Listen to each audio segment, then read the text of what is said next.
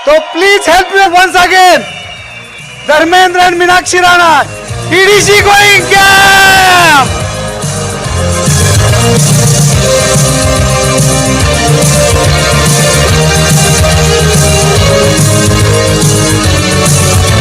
Thank you so much. तो Pune FIDE up, तैयार हो डायमंड जाने के लिए?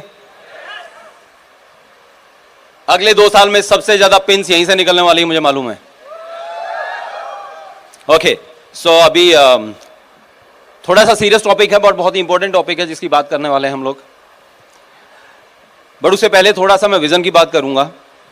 अभी आपको पता है एमवे ग्लोबल ने अपने 60 साल पूरे किए थे और उसे सेलिब्रेट किया था यूएस लास वेगस में। पूरे दुनिया के भी जितने भी डायमंड्स एंड अबव थे उनको इनवाइट किया था और बहुत ज़बरदस्त रहा, बहुत मज़ा किया, बहुत जगह पे घुमाया एमवे ने हमें। आपके अप्लायंस ने आपको बताया होगा, आपने कहीं ना कहीं जरूर सुना होगा वो सारा एक्सपीरियंस। और वहाँ जाके मस्ती तो बहुत की, खूब घूमे, बट बहुत बड़ा विज़न भी लेके आए हैं। और खाली मैं और मीनाक्षी नहीं, बट जितने भी डायमंड्स एंड अबव वहाँ पे थे वो सब बहुत बड़ा विज़न लेके आए हैं।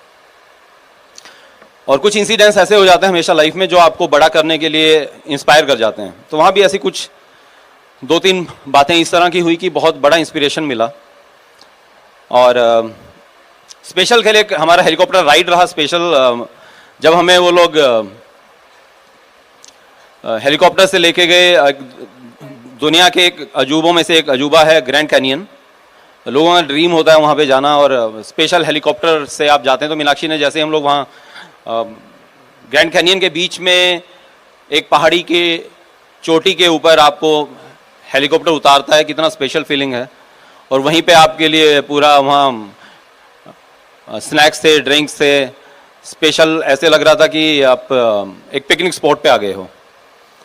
और अगर बाहर से देखें तो आप सोच ही नहीं सकते वहाँ पे इतना कुछ अरेंज किया होगा आपके लिए।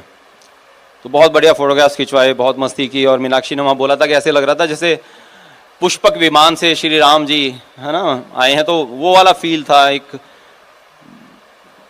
क्योंकि वो करोड़ों साल पुराना ग्रैंड कैनियन है।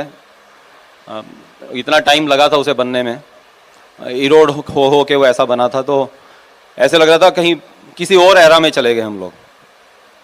और ऐसी बहुत सी यादें वहाँ पे थी। लेकिन बहुत बड़ा बिजनेस विजन जो मिला करने का, उसमें से एक इंसिडेंस बताता हूँ। हम लोग जब भी वहाँ कोई बिजनेस मीट होता था या कोई वहाँ आपको पता ही होगा एक बहुत बड़ी सिंगर आई थी वहाँ, हमें तो उतना उनके बारे में नहीं मालूम था। वहाँ पे जब निकल रहे थे हम स्टेडियम से बाहर निकलते थे, जब 4-5 हज़ार डायमंड्स एंड अबव, तो जैसे यहाँ स्टेडियम में लोग बैठे हैं, बाहर निकलेंगे तो बहुत रश होता है। जब आप अंदर आए तब भी रश होता है, तो आपस में एक दूसरे से टकराते हैं हम लोग। तो वहाँ भी जब टकरा रहे थे एक दूसरे के साथ में, तो मीनाक्षी बोलती थी कि एकदम ध्यान आ जाता था कि जिसके साथ अभी टकराई हूँ वो कोई 15% 9% नहीं है, वो मिनिमम एक डायमंड है। और कई बार तो जिससे टकराते थे वो क्राउन निकलता था, 100 से ज़्यादा क्राउन थे वहाँ पे। तो सोचिए आपकी मिनिमम डायमंड। पर उसमें एक खास चीज़ जो हमें महसूस हुई वो ये हुई कि ये जितने डायमंड्स थे एंड अबाउ थे, उसमें से लगभग शायद 90% जो थे वो चाइनीज़ थे। उसमें से चाइनीज़ सारे नहीं होंगे, बट कुछ कोरियन थे, कुछ सिंगापुरियन थे, कुछ थाईलैंड के लोग थे, बट हमें तो वो सारे एक जैसे लगते हैं। हमारे यहाँ गाँव में चले जाते हैं ना हम, कई बार तो बचपन में मैं जाता था काफ़ी, तो मेरा कज़न कहता था चल घर में जो भैंस होती थी उसको नहलाने के लिए चलते हैं। तो हमारे यहाँ तालाब होता उस पर जाते थे और कहता था थोड़ा ध्यान रखना, ये मैं 5 मिनट बाद वापस आता हूँ, तो अपनी भैंस का ध्यान रखना कहाँ पे है। तो थोड़ी देर तो मुझे ध्यान रहता था, लेकिन बाद में वो गुम हो जाती थी बाकी भैंसों में, और वो थोड़ी देर बाद आता था और पहचान लेता था कि वो वाली हमारी है। वही कुछ हाल था वहाँ। पर वो सब डायमंड एंड अबव थे भाई। एक हमारे हरियाणा के और डायमंड थे, वो मुझे मिल गए रास्ते में तो वहीं पे, तो बोले कि राणा यार सारे चारों तरफ ना यहाँ तो चिंगी मिंगी दिखते हैं। मैंने उनको एक बात बोली थी, वो तब तक विजन ले चुके थे बड़ा। मैंने उनको बोला just wait for A70। A70 में तुम्हें यहाँ पे चारों ओर संता बनता, रुंडे खुंडे और चंगू मंगू दिखने वाले हैं, ये गारंटी की बात है।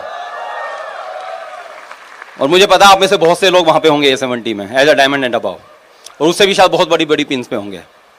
तो इतना बड़ा विजन लिया हम लोगों ने और ये सोच लिया कि यार इतने बड़ी 130 करोड़ लोग हैं हम लोग, ड्रीमर हैं, वर्ल्ड का यंगेस्ट कंट्री है हम लोग, सारी दुनिया की नज़रें हम पे हैं, सबसे बड़ा कंज्यूमर्स का मार्केट है ये, और सब MNCs हिंदुस्तान के में हैं, तो क्यों नहीं फिर हम लोग ही डिसाइड करके यूनाइटेड होकर एक ही दिशा में अगर लगातार काम करने लग जाएं तो अगले 5 साल में हम इस बिजनेस को इतना बड़ा कर देंगे कि यह ग्लोबल में नंबर 1 पहुंच सकता है दोस्त। बट बिना यूनिटी के, बिना एक डिसीजन के ये नहीं हो पाएगा। हम सब मिलके इकट्ठा होकर अगर एक दिशा में सोचेंगे और फोर्स जब एक ही तरफ लगेगी और खाली पॉजिटिव सोच के साथ में जब काम करेंगे, ब्लेमिंग एटीट्यूड में ना रहें, बाहर क्या हो रहा है उसे कोई फर्क नहीं पड़ता है, एक राइट माइंडसेट के साथ, एक ग्रोथ माइंडसेट के साथ अगर हम सब मिलके काम करें, ये पॉसिबल है। और उसमें जो सबसे बड़ी चीज चाहिए वो चाहिए लीडरशिप। अब लीडरशिप के लिए कई बार हम लोग क्या करते हैं, हम ताकते हैं अपनी अप्लायंस की तरफ, या हम सोचते हैं कि एक पर्टिकुलर पिन लेवल के आने के बाद मुझे लीडरशिप लेवल आता है मेरे अंदर, बट ऐसा नहीं है। लीडरशिप आपकी टीम में एक आदमी है तो भी आप लीडर हैं, आप अकेले हैं तो भी लीडर हैं, आप एक हाउसवाइफ हैं तो भी लीडर हैं, क्योंकि आज ये घर भी अच्छी तरह से चलता है तो ये लीडर के कारण चलता है। और कहीं मैं पढ़ रहा था कि everything rise and fall due to leadership, कोई भी चीज गिरती है और उठती है तो लीडरशिप के कारण गिरती है उठती है। एग्री करते हैं आप? आज एक देश अगर आगे बढ़ रहा है तो एक लीडर के कारण बढ़ रहा है। आज कोई कंपनी डूबती है या बड़ी होती है तो एक लीडर के कारण होती है। एक परिवार भी एक लीडर के कारण ऊपर नीचे जाता है, तो एक बिजनेस भी और आपका ऑर्गेनाइजेशन भी वो एक लीडर के कारण ऊपर या नीचे जाता है। उसमें बाहर के किसी फैक्टर का कोई फर्क नहीं पड़ता है। बट लीडर के अंदर सबसे बड़ी चीज जो होती है, जो मुझे समझ में आती है, जो हमारा टॉपिक भी है, कि लीडर शुड बी इफेक्टिव। अब लीडर है तो इफेक्टिव होना चाहिए, होगा ही, बट यहां पे समझते हैं, थोड़ी सी बात करते हैं आधा एक घंटा, जो प्रैक्टिकली हमें समझ में आया इस बिजनेस को करते हुए कि एक लीडर जो है इफेक्टिव कैसे हो सकता है। आप में से बहुत से लोग जब लोगों से मिलते हैं, कुछ लोग खाली इसको प्रोडक्ट्स लेने के लिए इस बिजनेस में आ जाते हैं और कुछ लोग इस बिजनेस को बड़ा बनाना चाहते हैं। जो लोग इसमें खाली प्रोडक्ट्स लेने के लिए आते हैं, मतलब कि जस्ट उनको पीसी की तरह से रजिस्टर हुए, या बहुत बड़ा विजन नहीं है बट छोटा सा उन्होंने सोचा कि ठीक है कुछ पीसी मैं प्रोडक्ट को सेल कर लूंगा, तो वो जस्ट साइन अप कर लेते हैं, कुछ डॉक्यूमेंट दिए, साइन अप किया, एक नंबर लिया, तो वहां पे उनको शायद मेंटरशिप की जरूरत नहीं है। और हमें इस बिजनेस में अच्छा भी यही लगा था कि बाकी लाइफ में कहीं भी एक मेंटर आपको नहीं मिलता है। ठीक है, ऑफिस में कोई होता है आपका कलीग, आपका सीनियर, जो आपको मेंटर करता है जस्ट उन घंटों में और उस दायरे में, खाली ऑफिस के दायरे में, और जो आपका ड्यूटी है उसके लिए। लेकिन लाइफ की बाकी भी बहुत सी फील्ड हैं जहां पे आपको एक मेंटर की जरूरत होती है। और अगर सक्सेसफुल होना है तो, बहुत बड़ा बिजनेस करना है तो आपको मेंटर चाहिए। मैं एक सिंपल सा एग्जांपल लेता हूं। अगर मान लो किसी को एक चाय की छोटी सी दुकान खोलनी है तो उसको शायद एक मेंटर नहीं चाहिए है। लेकिन अगर कोई एक टी की फैक्ट्री लगाना चाहता है, चाय का बहुत बड़ा बिजनेस करना चाहता है, इंपोर्ट्स एक्सपोर्ट्स करना चाहता है, चाय के बिजनेस में अपना नाम कमाना चाहता है, तो उसको मेंटर चाहिए होगा नहीं चाहिए होगा? तो मेंटर चाहिए होगा। तो इस बिजनेस में भी अगर बहुत बड़ा बिजनेस करना है तो आपको एक मेंटर चाहिए है। और ऐसे ही आप भी मेंटर बनेंगे आने वाले समय में अपनी टीम के लिए। तो जो इफेक्टिव लीडरशिप की मैं बात कर रहा था, बहुत छोटा सा एग्जांपल लेता हूं। कई बार हम दवाई लेने जाते हैं, मेडिसिन लेने जाते हैं, तो वो जब दवाई खाते हैं तो कहते हैं बड़ी इफेक्टिव थी है, बोलते हैं ऐसा, बड़ा इफेक्टिव थी है मेडिसिन। कई बार एसी में बैठे होते हैं तो अभी बोलते हैं कि बड़ा इफेक्टिव है एसी, बोलते हैं है ना, कूलिंग बहुत अच्छी हो रही है। तो दवाई कब इफेक्टिव है? वो तब इफेक्टिव है जब उसमें जो लिखा हुआ है वो काम कर लेती है। जिस काम के लिए आपने लिया था वो काम वो कर देती है तो इफेक्टिव हो जाती है। एसी का काम क्या है? ठंडा करना। तो एसी अगर ठंडा कर रहा है तो वो इफेक्टिव है। ऐसे ही लीडर का काम क्या है? देखिए यहां पे लीडर और मैनेजर में फर्क है, बस ये समझना पड़ेगा आपको। मैनेजर मैनेज करता रहता है लेकिन वो बहुत बड़ा सक्सेसफुल नहीं हो पाता है। लेकिन ये बिजनेस तो बिजनेस है, ये जॉब नहीं है। तो यहां पे जो लीडर है उसका मेन काम है लीड करना। अभी लीड करना का मतलब मैनेजर की तरह से लीड करना नहीं होता। लीडर का मतलब होता है लीड बाय एग्जांपल। अब वो सब जो आज तक बोला गया है वो सब करके दिखाते हैं तो आप लीडर हैं। इफेक्टिवनेस तब होगी जब आपके लिए जो सोचा गया है या जो आपने कहा है, दवाई ने जो कहा था वो किया, एसी से जो एक्सपेक्टेशंस थी वो की उसने, तो वो इफेक्टिव हुआ। ऐसे ही जो लीडर से एक्सपेक्टेशंस हैं वो हैं जो उसने कहा, जो सिखाया, वो सब उसने किया। ये एक प्रोडक्ट रिटेल से लेकर, एक ज्वाइनिंग से लेकर, फंक्शन में, ओपन मीटिंग में अपने साथ गेस्ट लाने से लेकर, पिन चेंज से लेकर, हर चीज जो है वो लोगों को तब समझ में आएगी जब आप ये सब काम खुद कर रहे होंगे, खाली सिखाने से नहीं होगा। आप एग्री करते हैं? तो लीडर के 3 मेजर काम हैं अगर आपको इफेक्टिव होना है तो। मुझे पहले लगता था कि लीडर के 2 काम हैं, एक है पहला लोगों को मोटिवेट करना और दूसरा है लोगों को एजुकेट करना। यह काम हमने काफी टाइम किया लेकिन बहुत बड़ी सक्सेस नहीं आ रही थी। लेकिन बहुत बड़ी सक्सेस लेने के लिए क्या करना है ये मुझे समझ में आया। एक तीसरी चीज और है जो इसके साथ जुड़ी हुई है, जो अक्सर मैंने अपनी टीम में देखा और खुद को देखा, मैं आपके बारे में नहीं जानता हूं। और दूसरा, ये चीजें जो हम आप बताने वाले हैं, बता रहे हैं, अगर उनको आप इंप्लीमेंट करना चाहते हैं और डिफरेंट है जो आज तक आपने सुना था या किया था, तो आप जरूर अपनी अपलाइन, जो ग्रोइंग अपलाइन है या जिनके साथ आप काउंसलिंग में, उनसे चेक करें, तब उसको इंप्लीमेंट करें। वैसे बहुत कुछ डिफरेंट बात नहीं करने वाले हैं और हम थ्योरी की बात नहीं करेंगे यहाँ पे लीडरशिप के ऊपर। लीडरशिप के ऊपर बहुत बुक्स हैं, बहुत सी भाषण हो सकते हैं, बहुत टाइम जा सकता है, लेकिन हम बात करें थोड़ा सा प्रैक्टिकल एस्पेक्ट। जो तीसरा काम है लीडर का, तो पहला क्या था? मोटिवेट, दूसरा एजुकेट और तीसरा है एक्टिवेट। एक्टिवेट मतलब एंगेज। तो हम ये 2 काम तो पहले करते थे, मोटिवेट करते थे लोगों को, एजुकेट करते थे, लेकिन हम लोगों को एक्टिवेट नहीं कर पाते थे। उसके बारे में थोड़ा सा बात करेंगे डिटेल में हम। पर ये मोटिवेट के बारे में भी बात कर लेता हूं। मोटिवेट, खाली मोटिवेट करना किस तरह से करता हूं मैं और मीनाक्षी, वो आपसे बात करें। अगर नए शख्स को बिजनेस में जब लेके आते हैं, जो वो थोड़ा सा ग्रो हो जाता है, वो जब कई बार थोड़ा सा ग्रो होने के बाद दोबारा से वो नए की तरह बिहेव करने लग जाता है, तो भी उसे मोटिवेट करना पड़ता है, लेकिन इन सबको अलग तरीके से मोटिवेट करना पड़ता है। तो जब आपके टीम में कोई ज्वाइन होता है तो उसको सिंपल सा तरीका है, उसके ड्रीम निकालते हैं हम लोग। तो उसका ड्रीम निकालने का एक ही तरीका है, मैं हमेशा बोलता हूं कि हम अपने ड्रीम्स बता दें, सामने वाले के ड्रीम्स निकलने स्टार्ट हो जाते हैं। हम कई बार बोलते हैं कि आप अपने ड्रीम लिख के रखना, और लोगों को नहीं पता होता कि उनके ड्रीम क्या है, सपने क्या हैं। और जितना ज्यादा लाइफ में वो आगे बढ़ चुका होता है, उतना ही उसके ड्रीम्स अपने धुंधले होना स्टार्ट हो जाते हैं। तो उसका बहुत बड़ा सिंपल सा तरीका, आप अपने सपने बताना स्टार्ट कर दें। और दूसरा, अब इससे ये तो पता लगा उसे कि सपने क्या है, लेकिन उसको अब ये भी पता लगना चाहिए कि ये सपने इस बिजनेस से पूरे होते हैं।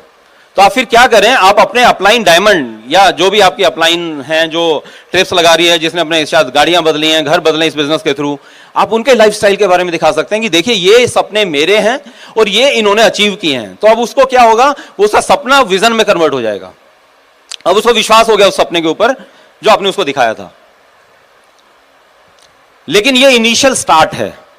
एक गाड़ी के लिए, ट्रिप के लिए लोग बहुत बड़ा बिजनेस नहीं करते हैं, जो हमने पाया इतने टाइम के अंदर। तो लोग बड़ा बिजनेस क्यों करते हैं? मुझसे कई बार लोग मिलते हैं जिनसे मेरे पुराने फ्रेंड्स हैं, मेरे पुराने कलीग्स हैं, कई बार वो मिलते हैं, मेरा कोई रिलेटिव मिलता है, इस बिजनेस में भी कुछ लीडर्स मिलते हैं और बोलते हैं कि आपको सबसे बड़ा इस बिजनेस में क्या मिला,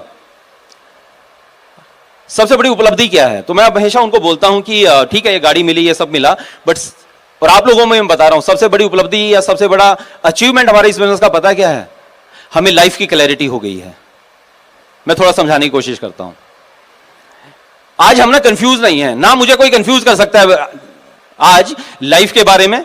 लाइफ मतलब लाइफ के जितने भी पैरामीटर्स हैं, जितने भी एस्पेक्ट्स हैं, क्या क्या हो सकते हैं, रिलेशनशिप के बारे में, फाइनेंसिस के बारे में, हेल्थ के बारे में, स्पिरिचुअल लाइफ के बारे में। आज इतनी ज्यादा क्लैरिटी है thanks to this system and thanks to our mentors कि हमें कोई कंफ्यूज नहीं कर सकता। और दुनिया में आज दिक्कत पता है क्या लोगों को? लोग कंफ्यूज हैं, रिलेशनशिप्स नहीं उनको समझ में आती हैं, how to behave, what to expect. लोगों को फाइनेंसिस का नहीं समझ में आता है, कितना इन्वेस्ट, कब इन्वेस्ट, कैसा करना चाहिए, कहां खर्चा करना चाहिए, लोगों को नहीं मालूम है, फंसे हुए हैं। स्पिरिचुअल लाइफ की तो बात ही छोड़िए, सोशल लाइफ की तो बात ही छोड़िए। उनको लगता है बस वही, अब आप फेसबुक पे हैं, ट्विटर पे हैं, आप इंस्टाग्राम पे हैं, तो यू आर सोशल। कंफ्यूज हैं लोग। बट थैंक्स गॉड, धर्मेंद्र और मीनाक्षी राणा की सबसे बड़ी अचीवमेंट इस बिजनेस की है कि आज हमें क्लैरिटी है लाइफ की।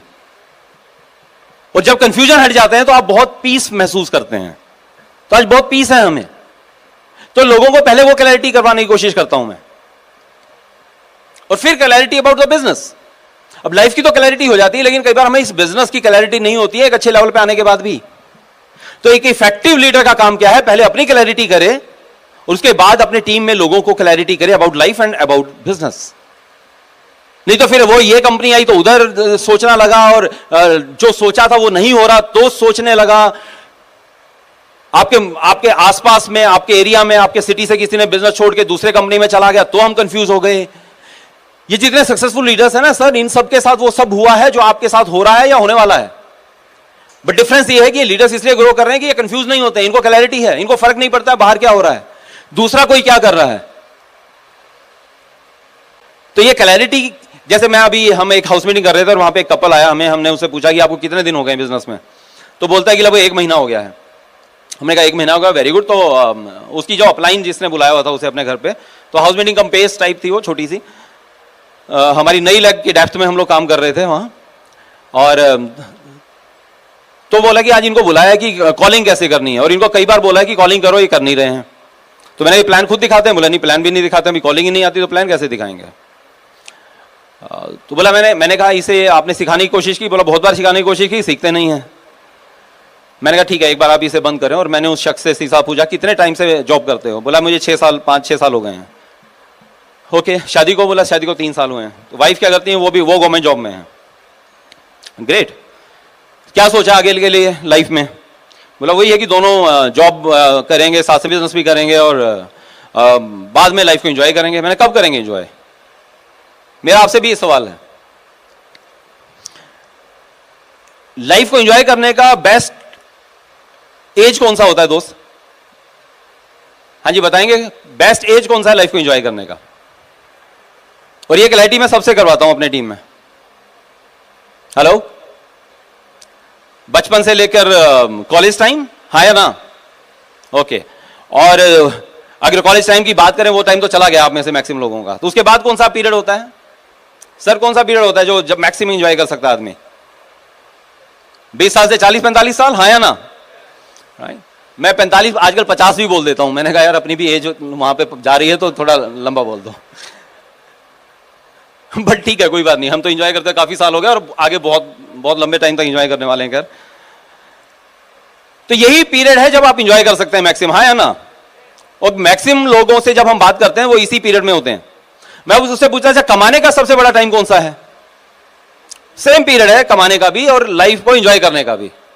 बट हम लोग क्या सोचते हैं कि हम एंजॉय तब करेंगे जब हम पहले मेहनत कर लेते हैं, जॉब में या अपने बिजनेस में मेहनत करेंगे, पैसा कमाएंगे, उसके बाद फिर हम एंजॉय करने वाले हैं। यही क्लैरिटी नहीं कि एंजॉय करेंगे कब, जब ना दांत रहेंगे ना हाथ रहेंगे तो आप एंजॉय कैसे कर सकते हो? -20 डिग्री टेम्परेचर के अंदर मैं और मीनाक्षी जब स्विट्जरलैंड में थे, दोनों हाथ में हाथ डाल के और एक दूसरे के ऊपर हम गोले बना के बर्फ के फेंक रहे थे। भाई साहब 60 साल की उम्र में ऐसा नहीं हो पाएगा। 60 साल की उम्र में आप स्विट्जरलैंड जा सकते हो, लेकिन होटल के कमरे में होंगे, बंद कमरे में, और बंद कमरे में भी वो नहीं कर पाओगे जो बंद कमरे में किया जाना चाहिए था। तो वो एंजॉयमेंट ठीक है, आप जाओगे एंजॉय करोगे, बट वो एंजॉयमेंट नहीं है यार। हेलो, घुटने काम ना कर रहे हो, दुनिया भर की बीमारियां लगी हो तो आप एंजॉय नहीं कर सकते हैं। तो इस बिजनेस में यही है कि अगले 5-7 साल के अंदर आप मेहनत करके आप ऐसे लेवल पे पहुंचे कि आपको एक बढ़िया इनकम आ रहा हो और एक स्टेबल इनकम आ रहा हो, तो आप उसके बाद लाइफ को एंजॉय कर सकते हैं। और उससे मैं ये पूछा फिर कि ठीक है तुमने जो एंजॉय का सोचा है, बट आप एंजॉय कहते किसे हैं? तो वो अपने ड्रीम्स कुछ बताने लगा, और तो उसे क्लैरिटी करने की कोशिश की कि ये सब कुछ तुझे मिलेगा, जरूर मिलेगा जो तू कर रहा है, लेकिन उस समय मिलेगा जब शायद तुझे उनका मैक्सिमम रस निकाल नहीं सकते हो, जब उसको मैक्सिमम एंजॉय नहीं कर सकते हो। तो एक लीडर का काम है लोगों को ये कंफ्यूजन क्लियर करना, उनको क्लियर करना कि क्या मिलने वाला है और कब मिलने वाला है। अगला काम मैं क्या करता हूं, जो भी नया ज्वाइन होता है, जो बिजनेस के लिए ज्वाइन होता है, सीरियस है, उसकी 3 प्लानिंग करते हैं हम लोग। मे भी पहली या दूसरी मीटिंग के बाद जब थोड़ा सा वो कुछ अपने ऐसे लक्षण दिखाता है कि वो बिजनेस के लिए सीरियस है, तो उसकी प्लानिंग करते हैं इस महीने की, इस साल की, बट जैसे इस साल ये तो अगस्त है अभी, तो इस साल की तो हम नहीं कर पाते हैं, तो अगले साल की और नेक्स्ट 3 to 5 ईयर्स की। तो ये 3 प्लानिंग करता हूं, आधा पौना 1 घंटा लग सकता है इस प्लानिंग में उसके साथ में, बट ये पूरी प्लानिंग करते हैं उसके साथ। फिर उसे बता दूं कि इस साल इस महीने तुम 9% जा सकते हो, 11% जा सकते हो, राइट, या 6% जा सकते हो। ये 3 ऑप्शन है तुम्हारे पास में। और ये खाली गोल नहीं दे रहे हैं, खाली गोल देने से काम भी नहीं चलता, उसका प्लानिंग करते हैं। प्लानिंग कैसे करते हैं? आपको पता है इस बिजनेस में लोग बहुत बिजी रहते हैं, सभी लोग बहुत बिजी रहते हैं, बट ये बिजी होने से बिजनेस चलता है कि प्रोडक्टिव होने से चलता है? ये बिजनेस प्रोडक्टिव होने से चलता है, बिजी होने से नहीं चलता है। बोलता है जी मैं तो सवेरे से रात तक बिजनेस के लिए बिजी रहता हूं।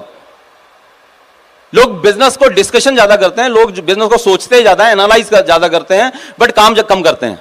हाँ या ना? बोला मैं आज ऑफिस से निकला शाम को, तो फिर एडीसी गया, मैंने वहां से कोई प्रोडक्ट्स लिए, फिर मैं कस्टमर को डिलीवर करने चला गया। रात को हमने ज्वाइनिंग थी, कुछ ज्वाइनिंग डाली, और सारी टीम की ना ज्वाइनिंग मैं ही डालता हूं, ज्वाइनिंग टीम के प्रोडक्ट्स भी मैं ही लेने जाता हूं। ये बिजी है कि प्रोडक्टिव है? हेलो, बिजी है, तो बिजी बहुत रहते हैं। तो आपको एक क्लैरिटी करनी पड़ेगी उसे उस टाइम, प्लानिंग के टाइम पे, कि बिजी नहीं रहना है, प्रोडक्टिव होना है। और फिर आप उसका प्लान करते हैं। अच्छा, व्हाट इज प्रोडक्टिविटी? प्रोडक्टिविटी किससे आती है? किससे आती है प्रोडक्टिविटी? सिंपल यार, प्लान से। आप प्लान दिखाते हैं तो ये तो प्रोडक्टिविटी होता है, ज्वाइन करता है आदमी, हाँ ना? तो प्रोडक्टिविटी आती है प्लान से। तो उसको समझाता हूं कि प्रोडक्टिविटी या एक्टिविटी इस बिजनेस में एक ही है, शो द प्लान। चाहे आप वो प्रोडक्ट्स के लिए बात कर रहे हैं या आप बिजनेस के लिए कर रहे हैं। तो नंबर ऑफ एसटीपी से कनेक्ट होता है योर प्रोडक्टिविटी। अगेन ये एवरेज मैंने निकाली है, लगभग 1 साल में, है ना, अपने टीम में चीजें कैलकुलेट की और मालूम पड़ा कि एक प्लान दिखाते हैं तो लगभग 20 पीवी के आसपास निकलता है। अगेन ये आपकी एवरेज, आपकी अलग हो सकती है, मेरी अलग हो सकती है, बट यहाँ से 4-5 साल पहले शायद हमने निकाला था और आज तक हम इसी फॉर्मूले पे काम करते हैं। मतलब क्या है कि हर प्लान में पीवी निकलेगा नहीं, किसी पीवी में ज्यादा निकलेगा, किसी में कम निकलेगा, लेकिन एवरेज जो है, लॉ ऑफ एवरेज जो है, एक एक्टिविटी का लगभग 20 पीवी आता है। तो मान लो अगर वो 9% जाना चाहता है और आज के हिसाब से अभी जो पीवी स्ट्रक्चर है वो कितना है? 500 पीवी। तो 500 पीवी के लिए कितनी एक्टिविटी करनी है? 25। तो कहता हूं 25 प्लान दिखाएगा तो 500 पीवी हो सकता है। तो महीने के बाद ना वो ये कभी नहीं कहता है कि मैं 9% क्यों नहीं हुआ। हम कहते हैं अपनी नंबर ऑफ एक्टिविटी गिन बस। तो इसलिए एक एक्टिविटी रजिस्टर बना के देते हैं उसे। देखिए, लोगों को बोलने से आप इफेक्टिव लीडर नहीं होते हैं, आपको ये सब कुछ करना पड़ेगा। तो अपने पास वो रजिस्टर भी रखने पड़ेंगे। जब नया बंदा ज्वाइन होता है तो आपको देना पड़ेगा वो रजिस्टर भी उसे, वो रजिस्टर बनाना भी अपने सामने पड़ेगा आपको। तो ऐसे करके उसकी एक प्लानिंग करते हैं। फिर function numbers, SOP numbers, right, leaders numbers, Duplicator number, वो सारा पहले दिन, अभी नया है तो ये सब सिखाने की जरूरत नहीं है, लेकिन एक्टिविटी जरूर बता देते हैं उसे। और फिर उसका प्लान बनाते हैं अगले साल का, कि अगले साल तुम अगर मेहनत करोगे तो प्लैटिनम भी जा सकते हो, 15% भी रह सकते हो, स्टार 15, राइट, उसमें भी अच्छा पैसा, और कोर प्लस के बाद और बढ़िया पैसा अगर राइट स्ट्रक्चर के साथ करेंगे। तो उसका पूरा प्लानिंग करते हैं फिर अगले साल का। फिर दूसरा साल अगर इस साल प्लैटिनम नहीं गए तो अगले साल प्लैटिनम जा सकते हो, उससे अगले साल founder platinum, and then you can think of emerald in 5 years, right. But ये तुम्हारे हाथ में है। तो पूरा प्लानिंग उसके साथ में करते हैं और फिर कहते हैं कि ये तुम्हारे पे डिपेंड करेगा, तुम्हारी स्पीड पे डिपेंड करेगा। आप 3 साल में भी जा सकते हैं, 5 साल में भी, और 50 साल भी लग सकते हैं। आपको क्लैरिटी करनी है, बिजनेस की भी साफ बताना है उसे। पता है, लोग कई बार इस बिजनेस में खाली डाउनलाइन की गलती नहीं होती है, हम रोंग एक्सपेक्टेशंस देते हैं। रोंग एक्सपेक्टेशन पता क्या होता है? रोंग एक्सपेक्टेशन है कि खाली इसके रिवार्ड हम बता देते हैं लोगों को, वो क्लैरिटी कर देते हैं, लेकिन तुझे करना क्या है हम वो क्लैरिटी नहीं करते हैं कई बार उसे। तो अच्छा है, सूनर द बेटर। जितना शुरू में आप उसकी क्लैरिटी कर देंगे इस बारे में, जितना आप साफ उसका प्लानिंग कर देंगे, उससे एक्सपेक्टेशंस क्या है वो बता देंगे, तो उसके लिए भी आसान है और सही है उसके लिए। तो रोंग एक्सपेक्टेशंस नहीं रहेंगी उसे। हेलो, आ रहा है समझ में कुछ? थोड़ा सा सीरियस है। ओके, तो आपने इस तरह से किया और तो ऐसा उसका, अच्छा अब मैं उसे बताता हूं कि ये 5वें साल जो तो एमरल्ड जा रहा है ये तब जाएगा। अच्छा, ये टोटल इनकम कितनी आ जाती है आपको क्या लगता है? अगर शख्स 5 साल में इस तरह से ग्रो करता हो जाता है एमरल्ड तक, तो 5 साल में कितनी इनकम आएगी लगभग? तो हम एग्जैक्ट तो हम यहां बात नहीं कर रहे हैं, अलग अलग स्ट्रक्चर पे अलग अलग डिपेंड करेगा, लेकिन मैं उसे बता दूं लगभग 50-1 लाख रुपए की तेरी टोटल इनकम आएगी, शायद लगभग 50 लाख रुपया। अच्छा मुझे बताओ, पूना में 50 लाख रुपए अगले 5 साल में पार्ट टाइम में बिना अपने इनकम सोर्स को डिस्टर्ब किए आ जाए तो बढ़िया है। अच्छा 10-12 लोगों के लिए अच्छा है, सबके लिए है, राइट। ओके, तब उसको मैं बताता हूं, लेकिन ये आएगा कैसे? ये तब आएगा जब तुम एमरल्ड जाएगा। अच्छा, ये एमरल्ड कब जाएगा? अगर तू उससे पहले साल फाउंड प्लैटिनम या सफायर जाएगा। ये कब जाएगा? जब उससे साल तू पहले प्लैटिनम जाएगा, प्लैटिनम हो जाएगा तो स्टार 15 जाएगा। ये स्टार 15 कब जाएगा? जब इस महीने तू 9% जाएगा।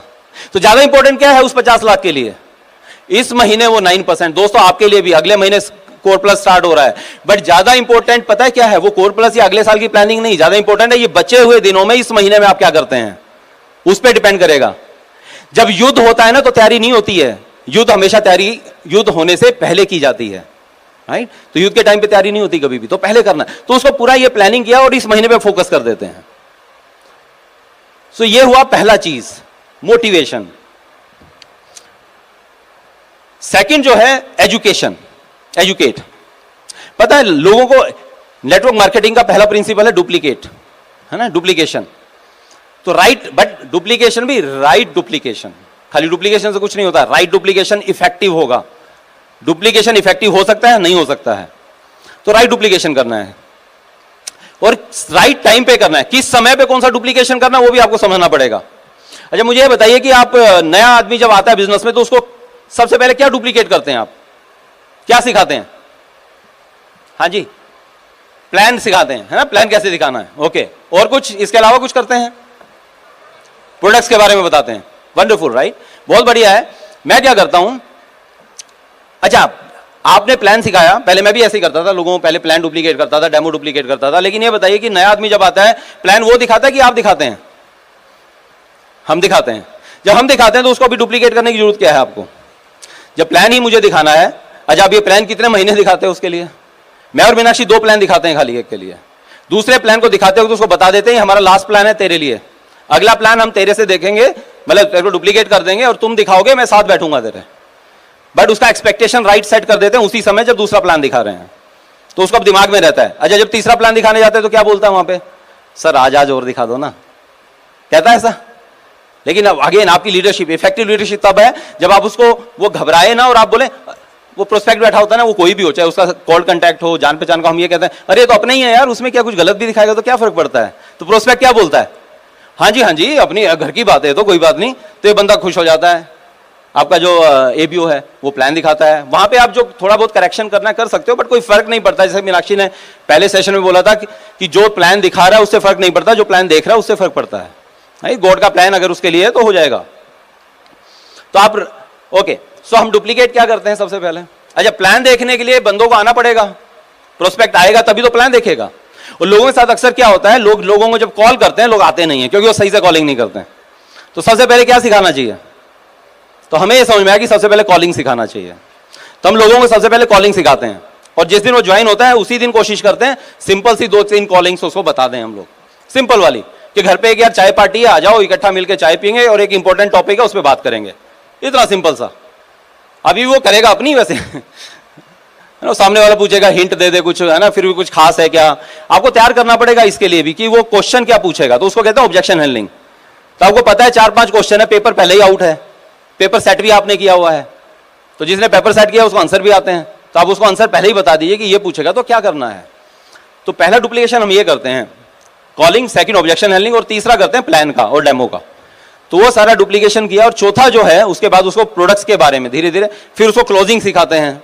फिर अगर उसकी लिस्ट मुझे लग रहा है कम है या खत्म होने वाली तो फिर उसको कॉल कांटेक्ट की ट्रेनिंग देते हैं। और कॉल कांटेक्ट की ट्रेनिंग आप पेस में नहीं दे सकते हैं, उसको मार्केट में लेके, इफेक्टिव कब होगा जब मार्केट में लेके आप जाएंगे, वहां पे करके दिखाते हैं जब कॉल कांटेक्ट। और इसके बाद नेक्स्ट सिखाते हैं प्रोडक्ट्स के बारे में। प्रोडक्ट्स में भी जो आजकल कुछ बीमारियां हैं तो थोड़ा सा हेल्थ चैलेंजेस जो हैं उनके बारे में सिखा देते हैं। फूड पिरामिड बताते हैं, फ्री रेडिकल बताते हैं, डायबिटीज के बारे में बताते हैं, joint pains, bone health, BP, heart, थोड़ा सा इसकी जानकारी देते हैं। 10-10, 15-15 मिनट के मॉड्यूल हैं जो उसे सिखाते हैं हम लोग। और हाँ, ऐसा नहीं कि अब कई बार गड़बड़ क्या करते हैं कि उनके प्रिंट आउट उसका अच्छा सा स्टडी मटेरियल बनाया हुआ है और वो लोगों को पकड़ा देते हैं, उससे कुछ नहीं होने वाला है दोस्त। आपको वो सब कुछ वर्बली उसके साथ टाइम लगा के आपको सिखाना पड़ेगा, तब इफेक्टिव होगा, नहीं तो इफेक्टिव नहीं होगा वो। तो क्या खाली इतना डुप्लीकेशन से काम चल जाता है? ये डुप्लीकेशन से काम चल जाएगा जो नया शख्स है, लेकिन जैसे जैसे लेवल बढ़ते हैं तो हम लोगों ने एक ट्रेनिंग रखा हुआ है जो 9% के लिए है, 9% अबव के लिए है। वो फुल डे का ट्रेनिंग होता है और हर महीने चलता है हमारा वो। हर महीने हर एमरल्ड की टीम के अंदर फुल डे का एक ट्रेनिंग होता है लगभग 7-8 घंटे का, जो खाली 9% अबव के लिए है। फिर अब क्या, अब जो स्टार 15 है उसके लिए भी सेम ट्रेनिंग है क्या? नहीं, वो प्लेटिनम जाना चाह रहा है अब, तो उसके लिए हमारी अलग ट्रेनिंग है। हम तो उसको GPTY कहते हैं, गो प्लेटिनम दिस ईयर, या GPNY, गो प्लेटिनम नेक्स्ट ईयर। मतलब जो अगले साल जा रहे हैं प्लेटिनम उसके लिए अलग ट्रेनिंग है, जो इस साल जा रहा है उसके लिए अलग ट्रेनिंग है, वो भी फुल डे का ट्रेनिंग होता है। जो लोग एमरल्ड जा रहे हैं उसके लिए अलग है, GETY, go emerald this year या गो एमरल्ड नेक्स्ट ईयर, उसके लिए एक अलग ट्रेनिंग रखा हुआ है। तो अलग अलग मॉड्यूल्स हैं।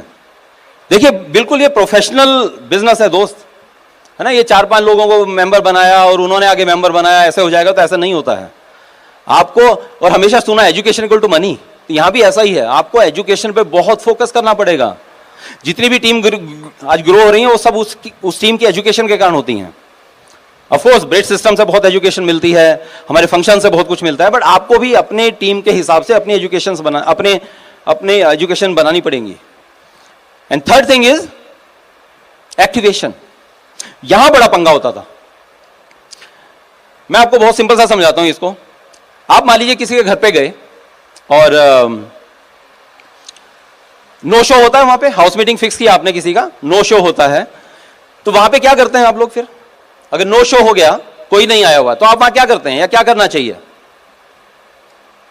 उस बेबियों के साथ क्या करना चाहिए फिर? आज वो क्योंकि बहुत डिमोटिवेट है, उसने लोगों को बुलाया, लोग आए नहीं, क्या करना चाहिए दोस्त? ओके, है ना।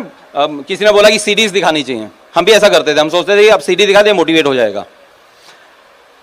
फिर कई बार लगता था कि हम अपनी कुछ ऐसी बातें जो हमने किसी सेमिनार से सुनी थी तो वो उसको बताना शुरू कर देते हैं, उसको मोटिवेट करने की कोशिश करते हैं, पंप। लेकिन धीरे धीरे हमें समझ में आया कि लोग इससे मोटिवेट होते हैं, टेम्परेरी होते हैं। यस ऑफ कोर्स सीडी दिखा दी 10 मिनट 15 मिनट, लेकिन उसके बाद क्या करेंगे? फिर बोले जी हम या तो डुप्लीकेट कर देते हैं उसे, ओके, प्रोडक्ट्स के बारे में बता देते हैं, ठीक है। लेकिन हमें जो समझ में आया, जो बहुत इफेक्टिव हुआ, मैं बात कर रहा हूं आज इफेक्टिवनेस की, जो इफेक्टिव हुआ वो ऐसा हुआ कि हम लोग क्या करते हैं, हम वहां पे घर पे नहीं बैठते, उसको 10 मिनट ठीक है एक सीडी दिखा दी ताकि वो मोटिवेट हुआ, थोड़ा सा पॉजिटिव हुआ या कुछ पॉजिटिव बातें की, हम उसको लेके बाहर जाते हैं। जैसे अभी हम फरीदाबाद में एक हाउस मीटिंग कर रहे थे, अगेन एक डेप्थ में, और वहां पे क्या हुआ, उन्होंने बुलाया हुआ था लोगों को, कोई आया नहीं। थोड़ी देर बाद वेट करते रहे, फिर हमने उनको कहा कि मीनाक्षी ने पूछा कितने लोगों को बुलाया तुमने? बोले 8 लोगों को बुलाया। तो उसने अपनी लिस्ट दिखाई, इन 8 लोगों को बुलाया था। तो हमें पता था 8 लोगों को बुलाओगे तो आएगा कौन, राइट? तो 10-12 में से 2-3 लोग आते हैं, अगर वो भी सही से कॉलिंग करें तो फिर उसके बाद क्या किया, हमने उनको लिया और बाहर उन्हीं के सामने एक पार्क था, वहां पे चले गए। और वहां पे एक लेडी बैठी हुई थी, मीनाक्षी उस लेडी को लेके, जो एबीओ लेडी थी उसको लेके उस लेडी के पास में गई और वहां पे उसने कोल्ड कांटेक्ट किया उसको। तो उस लेडी ने अपॉइंटमेंट फिक्स नहीं की, बट उससे बातचीत हुई। और हम कोल्ड कांटेक्ट करते हैं ना, पहले हम कोल्ड कांटेक्ट करते थे, खाली नंबर ले लेते, लेकिन आजकल हम ऐसा नहीं करते हैं। हम लोग वहीं पे उसके साथ अपॉइंटमेंट फिक्स करने की कोशिश करते हैं, पुरजोर कोशिश करते हैं कि अपॉइंटमेंट फिक्स हो जाए। अभी वो फिक्स नहीं हुआ, बट उस लेडी ने देख लिया कि कैसे किया जाता है, और she is a sharp lady, job भी करती है। तो उसके बाद मीनाक्षी उसको लेके साइड में गई, तो वहां पे और कोई लेडी बैठी हुई थी।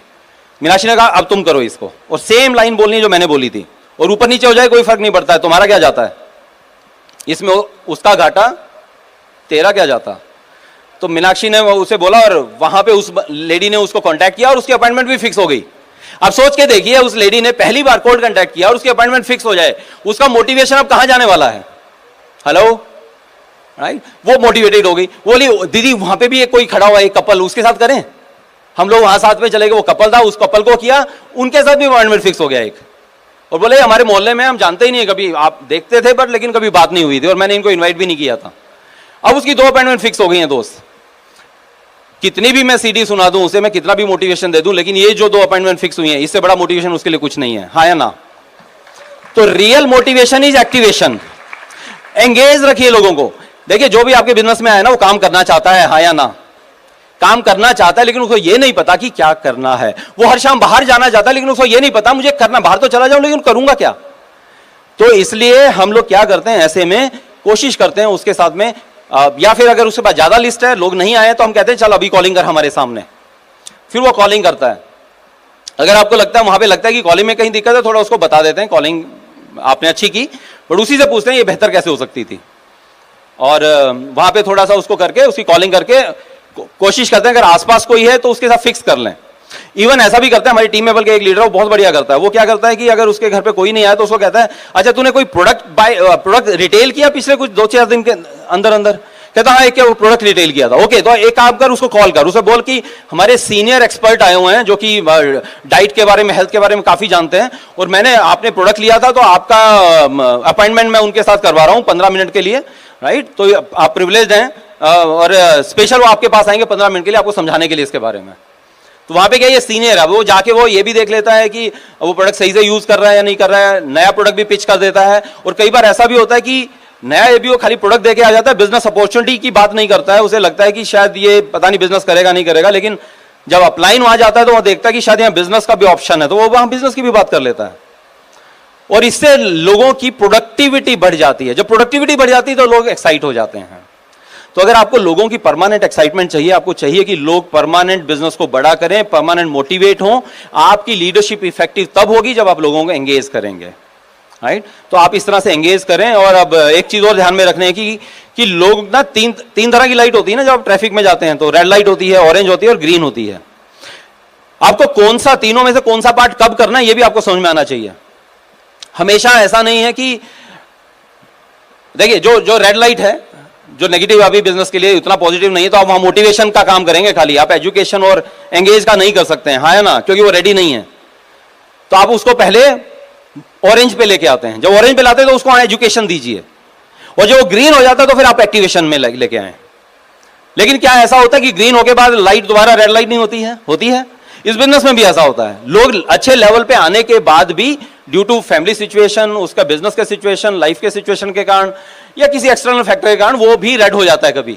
बट यहां गलती क्या कर देता है, लीडर सोचता है कि ये तो अब ग्रीन हो चुका है, लीडर हो चुका है, तो अब हम खाली इसके साथ एक ही तरह का काम करेंगे। क्या हुआ, प्लान नहीं दिखाया तूने? प्लान दिखाने क्यों नहीं गया? कितने प्लान दिखाए इस महीने? गड़बड़ हो जाएगी दोस्त, आप उसको और डिमोटिवेट कर रहे हैं, वो रेड लाइट इतनी गर्म हो जाएगी वो फूट जाएगी लाइट। तो वहां पे आपको फिर से दोबारा उसी पहले वाले सर्कल में आना, पहले वाले पॉइंट में आना, किसमें? मोटिवेशन में। आपको दोबारा से वहां पे उसको मोटिवेशन क्लैरिटी देनी पड़ेगी। तो आपको ये ध्यान करना पड़ेगा इस समय वो कौन सी लाइट पे है, राइट? ओके, सो इसी बारे में कुछ और बात करूंगा, लेकिन उससे पहले बहुत सी चीजें हैं। एक इफेक्टिव लीडर कौन होता है, उसको क्या क्या करना चाहिए। तो यहाँ पे जो हमारी टीम की लेडीज के लिए जो मोस्ट इफेक्टिव लेडी लीडर है उसको मैं इनवाइट करता हूं, जिसके कारण वो सारी लेडीज एक्साइटेड है। और मीनाक्षी इस एंगेजमेंट वाले पार्ट में, लोगों को एक्टिवेट करने के पार्ट में, इससे बढ़िया मैंने आज तक नहीं देखा है। और मैं मीनाक्षी से, इवन मैं मीनाक्षी से सीखता हूं ये पार्ट वो कैसे प्ले करती है। हाँ जी फ्रेंड्स, ये जो ब्रिट वर्ल्ड वाइड सिस्टम का बैनर आप देख रहे हैं ना, ये बहुत ही स्पेशल सिस्टम है ना। आपने कभी भी देखा होगा, कहाँ पर आपने ऐसा सीखा है या कहीं आपने देखा है कि आप किसी ट्रेडिशनल बिजनेस में हैं और कोई आपको बता रहा है कि यस मैं आपको बताता हूँ, अपने सक्सेस प्रिंसिपल आपको सिखाता हूँ और अपना कंपटीशन क्रिएट करता हूँ? ऐसा कभी देखा है आपने? ये खाली यही होता है जहाँ पर कोई अनदर पर्सन है जो आपको सक्सेस बनाने में इंटरेस्टेड है।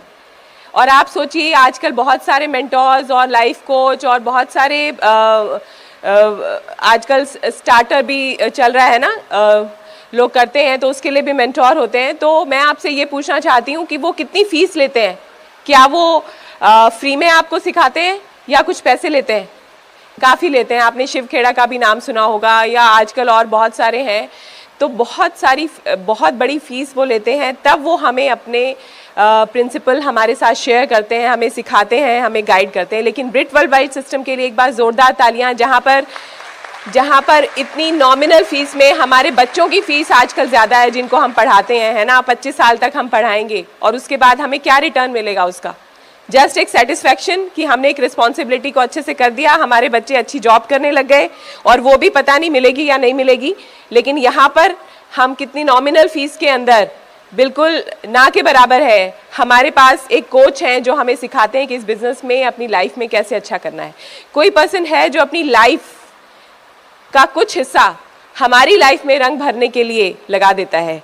जब हम इस चीज़ को वैल्यू करेंगे ना, तो हम बहुत अच्छे से वो जो कोचिंग, जो मेंटरशिप यहाँ पर अवेलेबल है उसको इस्तेमाल कर पाएंगे, है ना। और अपने मेंटोर को, अपने अपलाइन को अच्छे से प्रमोट कर पाएंगे। कर सकते हैं आप भी ऐसा। और लीडरशिप क्या है? लीडरशिप एक प्रभाव है जो हम अपने आसपास के लोगों पर डालते हैं। हर दिन हम कुछ ना कुछ प्रभाव डालते हैं। हमारे बच्चे हमें देखते हैं हर रोज़, और हम उनके सामने कितनी भी मर्जी भाषणबाजी करते रहें, लेकिन वो हमें वो करते हैं जो वो हमें देखते हैं। हमारा बेटा है, हम एक्चुअल में मैं हर फ्राइडे को लेडीज़ पेश करती हूँ, जहाँ पर दिन में लेडीज़ आती हैं हमारे बिजनेस की या नहीं, और उनको हम लोग सिखाते हैं। तो वो सुनता रहता है, और कभी ऐसा नहीं लगेगा कि को कुछ हमें पता चलेगा कि वो सुन रहा है। वो साइलेंट ऑब्जर्वर है, बच्चे ऐसे ही होते हैं, साइलेंट लिसनर होते हैं। तो एक दिन बोला, मम्मा पापा मैं भी जब बड़ा हो जाऊंगा ना तो मैं भी बिजनेस करूंगा और मेरी बीवी भी ना लेडीज पेश किया करेगी। तो हम इतने हैरान हो गए, मैंने कहा 5 साल का ये है और ये कैसे ये सब सीख लेता है। तो देख लीजिए हमारे बच्चे जो हैं उनको भी हम सिखा रहे हैं, हम उनके लीडर हैं, अच्छे या बुरे। झूठ बोलना है ना, बहाने मारना, जब हम फ़ोन पर बॉस को बोलते हैं कह दे मैं हूँ नहीं, है ना, तो वो अपलाइन को भी बोल देते हैं कि पापा तो गए हुए हैं या कुछ भी। तो वो सारी सब चीज़ें सीख रहे हैं। तो बी केयरफुल, कोई है जो हमें देख रहा है और हमसे सीख रहा है। अभी कुछ दिन पहले की बात है, हम लास वेगास गए थे और वहाँ से खुशहाल के लिए बोइंग फैक्ट्री में हमने विजिट किया था। तो एक टॉय लेकर आए थे, प्लेन लेकर आए थे। तो वो पार्क में उसको लेके चला गया और वो गुम हो गया। इनफैक्ट वो छूट गया और वो घर आया तो मैंने उससे पूछा वो कहाँ है, तो उसको कोई क्लू नहीं था कि वो कहाँ रह गया है। तो हमें था कि चलो पार्क में रह गया होगा, ढूंढने चलते हैं। तो वो टेंशन में था अगर नहीं मिला तो फिर हमने बोला खुशहाल क्या बोलना चाहिए आपको। तो उसने बोला थैंक यू गॉड, मेरा टॉय मिल गया है, मेरा टॉय मिल गया है। और वो वहाँ पर गया और उसने 1-2 जगह देखा हमने पार्क में और उसको मिल गया। और ऐसे ही कितनी बार होता है हमारे साथ, वो जाता है गुड़गांव के ट्रैफिक का तो आपको पता ही है, दिल्ली गुड़गांव के ट्रैफिक का। तो बहुत बार ऐसा होता है कि होता है रास्ता जाम होता है, तो बोले मम्मा रास्ता, तो फिर हम उसको बोलते हैं क्या बोलना चाहिए खुशहाल, तो वो बोलना शुरू हो जाता है थैंक यू गॉड, रास्ता खुल गया है, रास्ता खुल गया है। तो आप सोच के देखिए, एक 5 साल के बच्चे को आप वो सक्सेस प्रिंसिपल सिखा रहे हैं जो हमारे पेरेंट्स ने, उनको भी नहीं पता था, हमने किसी यूनिवर्सिटी में नहीं सीखे, हमने इस ब्रिट वर्ल्ड वाइज सिस्टम में सीखे, है ना, इस बिजनेस में आके सीखे। अभी कुछ दिन पहले लाइट गई हुई थी तो मेरी मदर इन लॉ खुशहाल को बोलती हैं खुशहाल तेरे बोलने से लाइट आ जाती है, एक बार बोलना लाइट आ गई है, लाइट आ गई है ना। तो इस तरीके से उसका बिलीफ सिस्टम जो है वो स्ट्रांग होता जा रहा है। और हम हर पल ईश्वर का थैंक्स करते हैं कि थैंक्स गॉड हमारी इस बिज़नेस की जर्नी में हमें डे 1 से ऐसे लीडर्स मिले जिन्होंने हमें सिखाया और सही चीज़ें सिखाई, क्योंकि हमें तो नहीं पता था उस वक्त कि हम क्या सीख रहे हैं, क्योंकि हम तो उनको देख रहे थे और हम वही कर रहे थे जो हमने देखा। तो जब हमारे स्पॉन्सर आए थे, उन्होंने पंचकुला से हमें इस बिज़नेस को ज्वाइन कराया था और वो हमारे घर आए तो प्रोटीन पाउडर लेकर आए थे हमारी हाउस मीटिंग में, और वो खुला हुआ था और उन्होंने कहा कि देखो ये मैं इस्तेमाल करता हूँ। तो जब मैंने उसको खोल के देखा तो वो खुला हुआ था और उसमें काफ़ी कम था, और फिर मैंने उसका प्राइस देखा तो फिर मैं इतना इम्प्रेस हुई, मुझे लगा कि यस ये झूठ नहीं बोल रही, ये वो डब्बा है जो वो खुद इस्तेमाल करते हैं, और इतना महंगा सामान है ना, हमें तो उस वक्त पता नहीं था ना प्राइस कंपैरिजन का, तो इतना महंगा सामान ये ऐसे नहीं है किसी को बेचने चल पड़े, पहले उन्होंने खुद इस्तेमाल किया। तो हमने ये सीखा कि ये प्रोडक्ट्स पहले खुद इस्तेमाल करने हैं, फिर लोग हमसे लेंगे, फिर हम अपना एक्सपीरियंस शेयर कर सकते हैं। और वो दोनों हस्बैंड वाइफ आए थे और जब जाने लगे तो हमें उनकी वाइफ ने, मतलब उन हस्बैंड ने वाइफ के लिए दरवाज़ा खोला गाड़ी का, तो उन्होंने कहा कि हमें इस बिज़नेस में सिखाया जाता है कि अगर आप अपनी वाइफ को क्वीन की तरह ट्रीट करोगे तो वो भी आपको किंग की तरह ट्रीट करेगी। तो मैंने कहा अरे वाह इतना अच्छा बिज़नेस है। हमारी शादी को तब 3 ही साल हुए थे, तो ये लगा कि अगर हम इस बिज़नेस को करेंगे तो हमारा रिश्ता भी फ्रेश रहेगा और मेरे हस्बैंड भी अच्छी अच्छी चीज़ें सीखेंगे। और उनकी केमिस्ट्री को देखकर हमने ये सीखा कि जब आप जाते हैं तो लोग आपको ज्वाइन करते हैं, और आप हस्बैंड वाइफ एक दूसरे के साथ कैसे हैं तो उससे वो मैजिक आपकी टीम में डुप्लीकेट होता है। और फिर वो चले गए, कुछ दिनों के बाद मेगा फंक्शन था, उन्होंने कहा हम लोग पंचकुला से स्पेशल वो लगाने के लिए आ रहे हैं और आप भी अपना टाइम फ्री रखना, 1350 रुपये की टिकट है। और हम वहाँ गए और वो मेगा फंक्शन जो था वो हमारा इस बिज़नेस का टर्निंग पॉइंट था। वहाँ पर जाके हमें वो सारी चीज़ें क्लियर हुई और इस बिज़नेस का बहुत बड़ा विजन हमें वहाँ से मिला। अगर हम वहाँ नहीं जाते तो आज शायद इस स्टेज पर नहीं होते। तो हमने क्या सीखा? हमने ये सीखा इम्पॉर्टेंस ऑफ फंक्शन। उस वक्त हमें लगा कि एक हस्बैंड वाइफ इतनी दूर से 250 किलोमीटर से आ रहे हैं हम लोगों को वो विजन देने के लिए, है ना, तो हमें भी आगे यही करना है। तो इस तरीके से हमारे वो अपलाइन आए, फिर उसके बाद हमारे जो थे प्लैटिनम अपलाइन थे, उनका एक दिन उससे फ़ोन आता है, वो पठानकोट रहते थे, कि हम लोग 9% पे चले गए थे और उन्होंने कहा कि मैं आया हुआ हूँ दिल्ली और आपसे मिलूँगा। तो वो हमारे साथ आए, तो उनसे हमने बहुत सारी चीज़ें सीखी। हमारे घर का माहौल बहुत अच्छा नहीं था उस वक्त, पेरेंट्स सपोर्टिव नहीं थे। हम खुद अपने घर में चोरों की तरह घुसते थे रात को, दबे पाँव, कोई कुछ सुन ना ले, कहीं लाइट ना जल जाए, है ना, इस तरीके से हमारी एंट्री होती थी। लेकिन वो फिर भी आते रहे, है ना। उनका उतना अच्छा वेलकम हमारे पेरेंट्स की तरफ से नहीं होता था। उनको लगता था कि ये तो IIT है, ITI है, और इनके पास तो करने के लिए कुछ भी नहीं है। लेकिन तुम तो पढ़े लिखे हो ना, तुम तो अपना दिमाग लगाओ, तुम क्यों इनके बहकावे में आ रहे हो। तो इस तरह की वो बातें करते थे। तो हम थैंक्स करते हैं कि थैंक्स गॉड उन्होंने हम पे गिव अप नहीं किया। रात को जब हम आते थे घर पर तो वो हमें CD सुनवाया करते थे, और हमें ओपन मीटिंग में जाने का जो कहते हैं ना कि आदत डलवाई, वो उन्होंने ही डलवाई। तो इस तरीके से, और कई बार हम नेगेटिव बोल देते थे तो वो हमें हमेशा टोकते थे। मिर्ची खाने के लिए कहते थे कि आपने नेगेटिव बोला है ना, तो आप मिर्ची खाइए, हमें अच्छा बोलना है और स्पोकन वर्ड्स पर ध्यान देना है। तो ये सारी चीज़ें हमने सीखी उनसे। फिर उसके बाद हम जब एमरल्ड हो गए, तो उसके बाद जो हमारे एमरल्ड थे वो मिले, और वो तो रिलेशनशिप के मास्टर थे। उनसे हमने सीखा कि कैसे लोगों के अपने IBOs के ड्रीम को कैसे इग्नाइट किया जाता है। और वो हमें BMW के शोरूम्स में लेके जाते थे, बड़ी बड़ी गाड़ियों के शोरूम्स में लेके जाते थे, और कहते थे कि देखो हमारा लाइफ ऐसे होने वाला है, ऐसी ऐसी गाड़ियाँ हम लोग चलाया करेंगे। अच्छे अच्छे घरों के आगे से हम लोगों को वो लेके जाते थे कि हमारे घर ऐसे होंगे, सोचो, विजुलाइज करो, आपकी ओपन मीटिंग हुआ करेगी, लोग कैसी कैसी गाड़ियों में आया करेंगे। तो पावर ऑफ ड्रीम हमने उनसे सीखा। हमने सीखा कि जब लोगों का कुछ, है ना, ऊपर नीचे चल रहा होता है, लेकिन अगर आप उनको ड्रीम की याद दिला दें तो वो फिर से उतनी एक्साइटमेंट के साथ लग जाते हैं।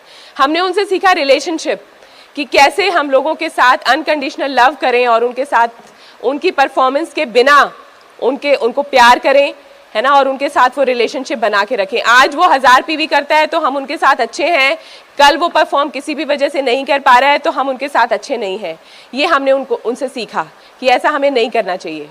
और फिर हम मिले upline of upline doctor Harbhajan and Mohinder Kaur Badaich से, और उनसे हमने सीखा पावर ऑफ सबकॉन्शियस माइंड। उनसे सीखा कि जो हमको बड़ी सक्सेस चाहिए, छोटी सक्सेस फिजिकल वर्क से, फिजिकल हार्ड वर्क से आ सकती है, लेकिन जो बड़ी सक्सेस है वो आपको अपने सबकॉन्शियस पावर को, माइंड की पावर को यूज करके आती है। और कैसे हमें वो सोल पावर से कनेक्ट होना है, सुप्रीम पावर से कनेक्ट होना है। हमारे माइंडसेट को एक स्पिरिचुअल कनेक्शन जो दिया वो उन्होंने दिया, है ना। और मुझे याद है एक बार हम उनको लेकर गए थे, मैं थी साथ में और मैं ड्राइव कर रही थी, और उस वक्त ना मुझे गाड़ी बैक करना इतना अच्छे से नहीं आता था। तो मैं, आंटी डॉक्टर बड़ैच मेरे साथ गाड़ी में बैठी हुई थी, और मैं बैक करने लगी गाड़ी, और मुझे लगा कि होगी नहीं। तो मैंने कहा अरे ये तो होगी नहीं आंटी मुझसे।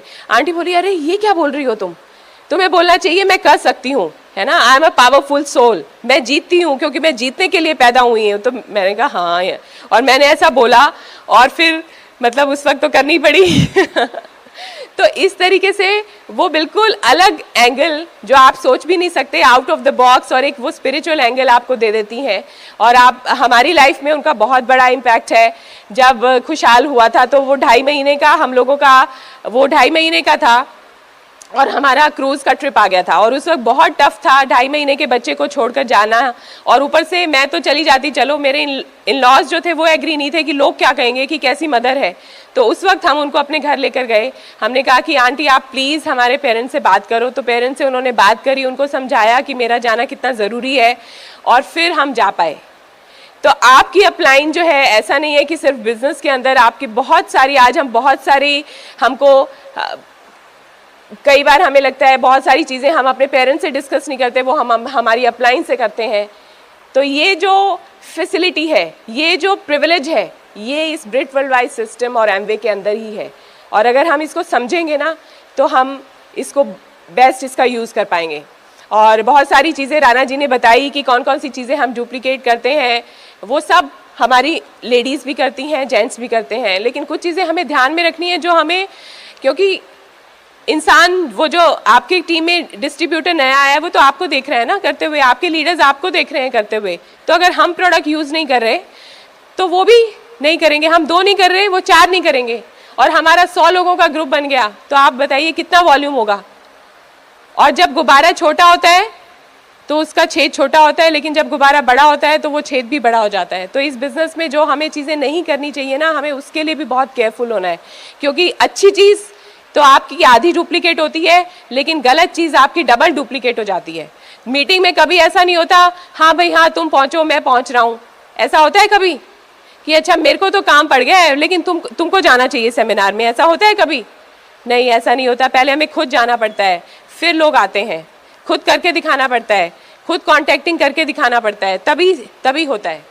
और हम अब यहाँ पर सब बैठे हुए हैं, हमारी डाउनलाइन हमें देख रही है और हम क्रॉस लाइन के साथ गप्पे मार रहे हैं, उनके साथ ज़्यादा क्लोजनेस शो कर रहे हैं, अपलाइन के साथ खड़े नहीं है, तो ये सारी की सारी चीज़ें जो हैं डुप्लीकेटेबल है। तो हमें हर वक्त ये देखना है कि जो मैं कर रहा हूँ कैसा रहे, अगर मेरी डाउनलाइन भी वो करे तो वो आपको करना चाहिए, है ना। और अगर आपको लगता है कि नहीं करना चाहिए तो फिर आप भी वो मत करिए।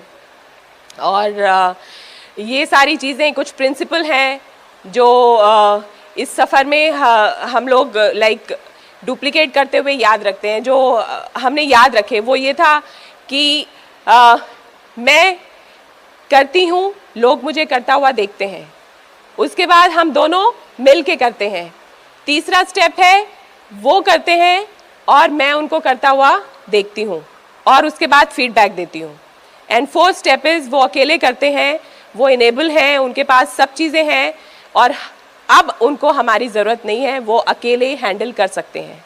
ठीक है।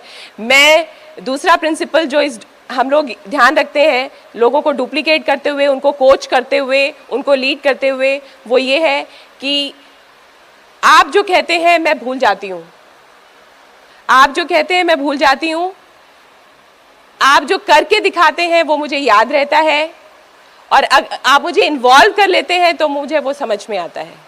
तो कितनी बार ऐसा होता है कि हम अपनी डाउनलाइन को समझा रहे होते हैं, ना तो उनके सामने हमने करके दिखाया, ना ही हमने उनको इन्वॉल्व किया, तो जो चीज़ें हम उनको डुप्लीकेट करना चाहते हैं वो नहीं हो पाता। इस बिज़नेस में हम किस चीज़ के लिए आए हैं? लेगेसी के लिए आए हैं, फ्री होने के लिए आए हैं। जो हमने रिवॉर्ड्स बताए, फ्रीडम, जॉब से फ्री हो गए और हम सोचते हैं कि ये बिज़नेस ऑन गोइंग है, तो वो तभी पॉसिबल है जब हम अपने जैसे लोगों को क्रिएट कर पाएंगे। अभी हमने एक मूवी देखी मिशन मंगल, अभी लेटेस्ट आई थी, उसमें एक इंसिडेंट मैं आपके साथ शेयर करना चाहती हूँ। उसमें वो मिशन मंगल के अंदर उनको एक टीम दे दी जाती है, अक्षय कुमार को और विद्या बालन को। तो उनको जो एक टाइम फ्रेम के अंदर उनको वो मिशन पूरा करना होता है और बहुत कम टाइम होता है, तो उनको एक्सपीरियंस लोगों की टीम चाहिए होती है, लेकिन जो नए लोगों की उनको टीम मिल जाती है, जो इंजीनियर्स, उनको स्पेस साइंटिस्ट जो उनको मिलते हैं, तो वो शेयर करती है उनके साथ कि अब हमको डबल शिफ्ट करनी पड़ेगी तभी हम उस पर कामयाब हो सकते हैं, उस टाइम फ्रेम में हम भेज सकते हैं उसको सैटेलाइट को। लेकिन वो लोग अपनी जॉब 9 to 5 आते हैं और फिर उसके बाद वो करके चले जाते हैं, कोई भी नहीं रुकता, स्टे बैक नहीं करता। तो वो शेयर करती है अक्षय कुमार के साथ कि ये लोग हमें साइंटिस्ट ना अच्छे नहीं मिले, एक्सपीरियंस होल्डर नहीं मिले। तो वो एक लाइन बोलता है उसको, कहते हैं कि ये सारे के सारे लोग बहुत अच्छे हैं, मंगल के ऊपर सैटेलाइट भेजना ये तुम्हारा ड्रीम है लेकिन इनका ड्रीम नहीं है, ये सिर्फ यहाँ पर जॉब करते हैं, तो कुछ ऐसा करो जिससे इनका भी ये ड्रीम बने। तो वो एक एक्सरसाइज उनके साथ करती है, वो ये कहती है कि वो उन सबको इकट्ठा करती है और कहती है कि आप मुझे ये बताइए कि आपने किस दिन सोचा कि आप साइंटिस्ट बनोगे। तो हर कोई अपना वो दिन याद करता है जब उन्होंने डिसीजन लिया था कि हम भी साइंटिस्ट बनेंगे। वो अपना बताती है कि मैंने उस दिन सोचा था, ये हुआ था मेरे साथ, फिर मैंने सोचा कि मैं साइंटिस्ट बनूंगी।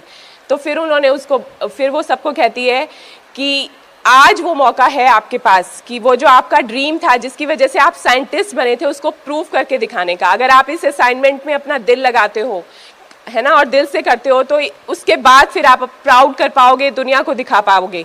और उस दिन के बाद वो ड्रीम सिर्फ उसका नहीं रहता, वो पूरी टीम का बन जाता है और वो उस लिमिटेड फ्रेम के अंदर जो है उस मिशन मंगल को कंप्लीट कर पाते हैं। तो ऐसे ही हमारी टीम के अंदर भी होता है, लोग आते तो हैं ड्रीम्स को देखकर लेकिन वो बीच बीच में भूल जाते हैं, तो उनको याद कराना पड़ता है कि यस आपको किस लिए जो है इसको करना चाहिए। और आप देखेंगे कि फिर लोग पूरा दिल लगा के करेंगे और सबके लेवल्स अचीव होंगे। और लास्ट में सिर्फ एक मैं एक पोएम के साथ ख़त्म करती हूँ, ये भी उसी की थी।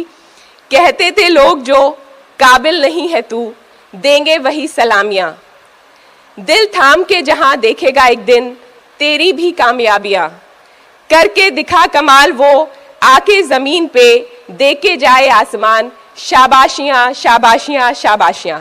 सो world is waiting for you, है ना। अपने ड्रीम पूरे करिए और लोगों को भी सिखाइए।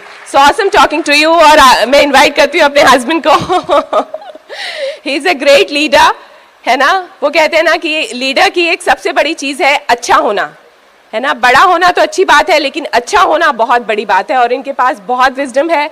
सो again I give this mic to him with your applause, my prince charming Dharmendra Rana. वाह, ऑसम, राइट।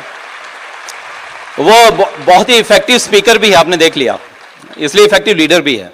और इफेक्टिव स्पीकर भी वही होता है जो खुद करता है चीजों को, तब वो बताता है लोगों को, और वो फिर दिल से बताता है, लोगों के दिल में जाता है। टाइम बहुत कम रह गया है लगभग इस आप, बट कुछ चीजें हैं जो मैं जल्दी से शेयर करना चाहता हूं आपको, कि अभी हमने स्किल सेट की बात की, तो आप लोगों को दो चीजें सिखा सकते हैं। स्किल्स जो है वो इंटेंशनली सीखी जाती हैं। Skills are taught intentionally, but character is taught unintentionally. खाली स्किल सिखाने से कुछ नहीं होगा दोस्त, करेक्टर सिखाने से भी होगा। बट एक स्किल जो है वो आप सिखा सकते हैं, क्लासरूम में सिखा सकते हैं काम करके, लेकिन जो करेक्टर है, जिसके कारण चीजें ऊपर जाती हैं और रुकती हैं, जिसके कारण बहुत बड़ा सक्सेस मिलती है, जिसके कारण पीस मिलती है, वो इंटेंशनली सीखता है सामने वाला, बट आपको ऑब्जर्व करके। तो मीनाक्षी उसका एग्जांपल भी दे रही थी हमारे बच्चे का। तो आपको बहुत ध्यान से हर चीज करनी है, क्योंकि आपकी टीम वही कर रही है, और जितना नेगेटिव कुछ गलत करेंगे वो कई गुना हमारी टीम के अंदर हो जाना है। तो अभी दूसरा चीज, आप इफेक्टिव तब बनते हैं, लोग आपको फॉलो तब करते हैं जब आप पे ट्रस्ट करते हैं। तो आपको ट्रस्टवर्दी बनना पड़ेगा। लोग जो बोलते हैं वो करते हैं, अगर आप, या जो बोलते हैं उससे ज्यादा करते हैं। कई बार लोग बोलते हैं बहुत ज्यादा, करते उससे कम है, तो आप ट्रस्ट नहीं गेन कर पाएंगे। और ट्रस्ट गेन करने का बहुत अच्छा तरीका है। देखिए, आप विड्रॉ तब कर सकते हैं जब डिपॉजिट करेंगे। तो आपको डिपॉजिट करना पड़ेगा अपना टाइम, अपना एनर्जी अपने टीम में इन्वेस्ट करना पड़ेगा। साथ में आपको अपना रिलेशनशिप इन्वेस्ट करना पड़ेगा। जैसे मीनाक्षी ने बोला था कि जरूरी नहीं वो जब परफॉर्म करे तभी आप उसके रिलेशनशिप रखेंगे। जब परफॉर्म नहीं कर रहा है वो एक्सपेक्टेड जो था, तब आप अगर रिलेशनशिप उसके साथ रखते हैं तो वो आपका रियल डिपॉजिट है, और लोग आप पे ट्रस्ट करेंगे तो फिर आपको फॉलो भी करेंगे जो आप बोलेंगे उनको। और कुछ और क्वालिटी जो चाहिए, जो मुझे समझ में आती है, बी अ डूअर। आप हमेशा क्रिएटिव जोन में रहें, हमेशा वर्किंग जोन में रहें, तो लोग ज्यादा सीखेंगे आपसे। अभी हम आज पुणे में हैं, यहाँ पे सेमिनार कर रहे हैं, लेकिन कल हम लोग मुंबई में हम लैंड किए। हमारी वहाँ पे 12th लेग है, और अभी वो नई चल रही है। उसके डेप्थ में हमने हाउस मीटिंग किया कल। वहाँ पे हम हाउस मीटिंग करके उनको भी सिखा रहे थे, और मेरी बाकी टीम जो हैं, जो ऑलरेडी ग्रो कर चुकी हैं, वो भी सीख रही थी कि देखिए आज भी हम लोग हाउस मीटिंग करके इस बिजनेस में काम करते हैं, इसको बढ़ाते हैं। तो हमेशा आप डूअर रहें। कहीं पे पढ़ा था कि पसीने की शाही से जो लिखते हैं उनके मुकद्दर के पन्ने कभी खाली नहीं होते हैं। तो हार्ड वर्क का कोई सब्स्टिट्यूट नहीं है, आपको काम तो करना पड़ेगा दोस्त। नेक्स्ट जो है वो है आपको वॉच व्हाट यू से एंड हाउ यू से, क्योंकि लफ्जों के भी जायके होते हैं, परोसने से पहले चख भी लेना चाहिए। आप क्या कहते हैं वो ज्यादा इंपॉर्टेंट नहीं है, लेकिन आप क्या कैसे कहते हैं वो बहुत ज्यादा इंपॉर्टेंट है। कई बार हम लोगों की ईगो को हट कर देते हैं, हम गलत तरीके से बात करते हैं। आपको समझाना तो है, जैसे मैंने कहा कि मान लीजिए उसने कॉलिंग सही नहीं की, उसने कोई ऐसा काम परफॉर्म सही नहीं किया, तो पहले मैं गलती क्या करता था, उसे सीधा सिखाता था कि ऐसे करना चाहिए था। लेकिन अभी मैं क्या बोलता हूं, उसे बोलता हूं कि वेरी गुड, आपने किया, बट रिजल्ट नहीं आया ना। बोले हाँ नहीं आया, तो आपको क्या लगता है इसको बेटर कर सकते थे? तो बोलता हाँ बेटर कर सकता था। अच्छा तुम बताओ इसको कैसे बेटर कर सकते थे? रादर कि मैं उसे समझाऊं कि कैसे बेटर कर सकते हैं, मैं उससे पूछता हूं तुम कैसे बेटर कर, तो वो कुछ ना कुछ बोलेगा, हाँ शायद मैं ऐसे बात करता तो शायद इसका ज्यादा इफेक्ट होता। तो फिर से अगर वो गलत भी बता रहा है, मैं उसे बोलता हूं हाँ बिल्कुल सही है, आप ऐसा करते तो ज्यादा इफेक्ट आ सकता था, और मैं होता तो मैं ऐसा और ऐड कर देता इसके अंदर। तो एक ये तरीका है आप किसी को समझाने का। वो दिमाग ही नहीं खोलेगा अगर, तो उसके अंदर जाने वाला कुछ नहीं है दोस्त। और उसके बाद जो नेक्स्ट चीज होती है, respect your upline. If you want respect of your downline, respect your upline. आप जो अपनी डाउनलाइन से जाते हैं आपको अपलाइन का करना पड़ेगा। हो सकता है कई बार हमारे विचार अपलाइन के साथ नहीं मिलते हैं, कोई बात नहीं है दोस्त, उससे कोई फर्क भी नहीं पड़ता। तो आप हमेशा उसके अपलाइन का रिस्पेक्ट करिए, तो आपकी डाउनलाइन आपको रिस्पेक्ट करना शुरू कर देगी। और देन वर्टिकल अलाइनमेंट का हमेशा ध्यान रखिए। आप अगर किसी लीडर के डेप्थ में काम करने जा रहे हैं तो हमेशा इस लीडर को इन्फॉर्म करें कि आप वहां पे काम करने जा रहे हैं।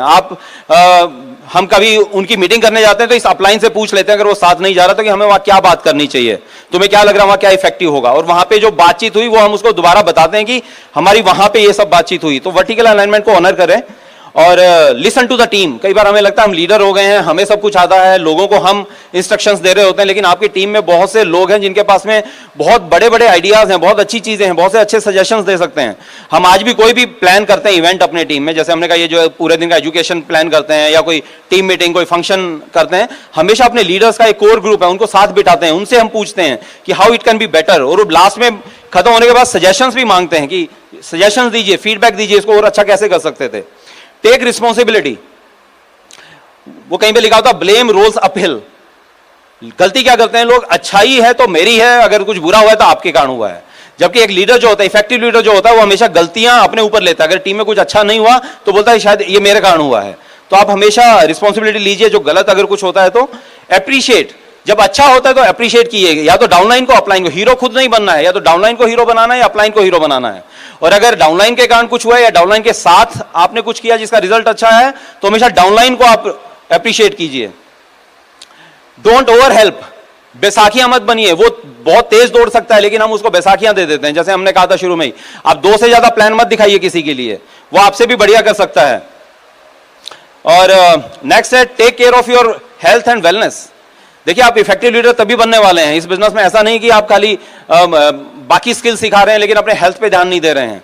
आपको अपने हेल्थ पे भी ध्यान देना पड़ेगा।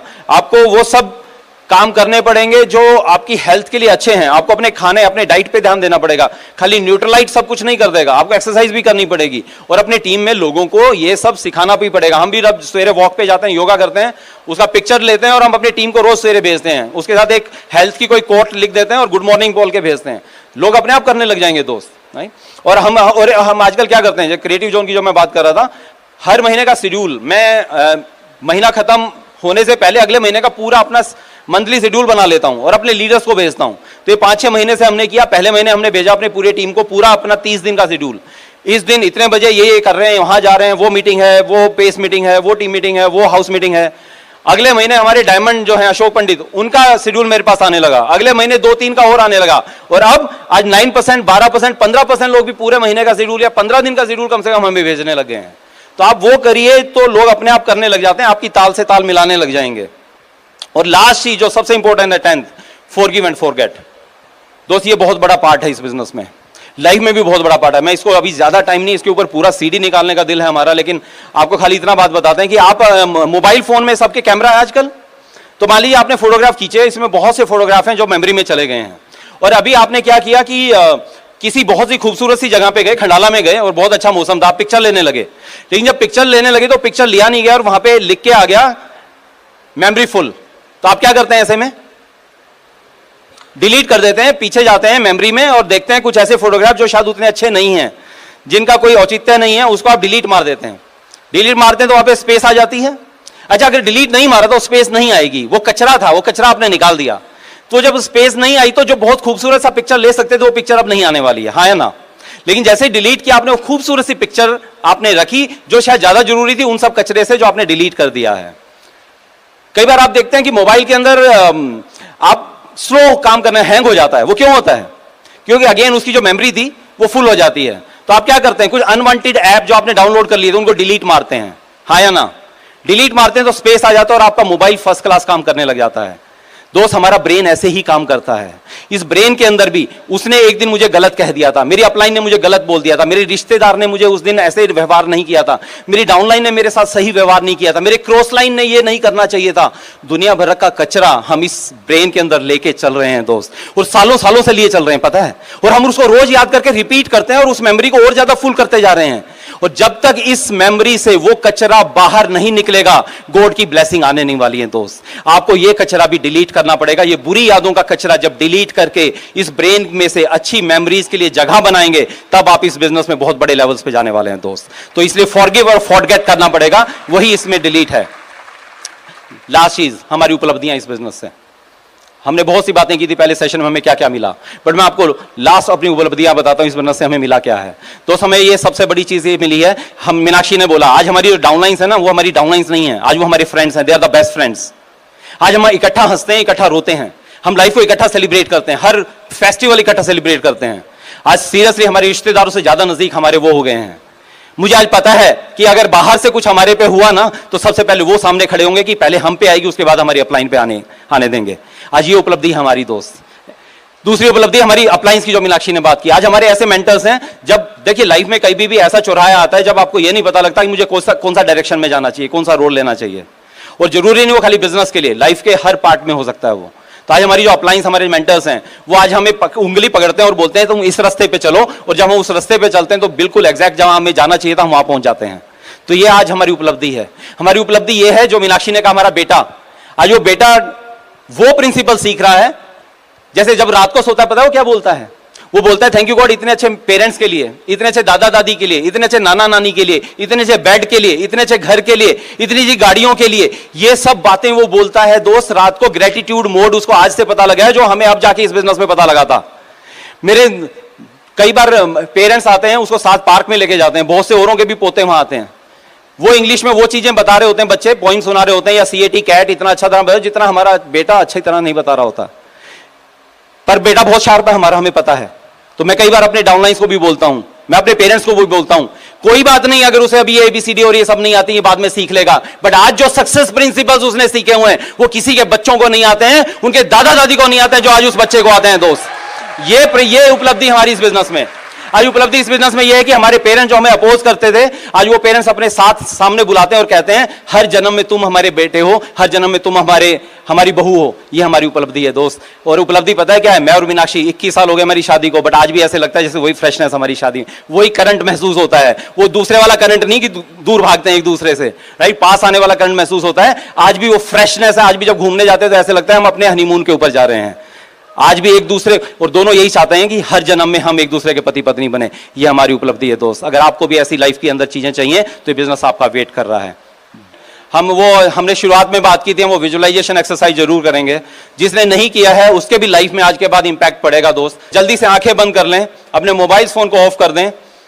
टाइम नहीं है, हम ये 15-20 मिनट का एक्सरसाइज है, लेकिन हम इसको 4-5 मिनट में करने की कोशिश करते हैं। बट जरूर आज के बाद ये आपके बिजनेस में चेंज लाएगी, और इसको रोज रात को सोने से पहले जरूर करिएगा। ओके, तो मैं क्या करूंगा, मैं अपने बचपन में लेके जाऊंगा, फिर प्रेजेंट में लेके आऊंगा, फिर फ्यूचर में लेके जाऊंगा। हो सकता है ये आपकी लाइफ में हुआ हो सकता है ना हुआ हो, बट डोंट वरी, आप जस्ट आंख बंद करके सुनते रहिएगा, सब कुछ अपने आप रिलेट हो जाएगा। तो 2-3 लंबे गहरे सांस लीजिए।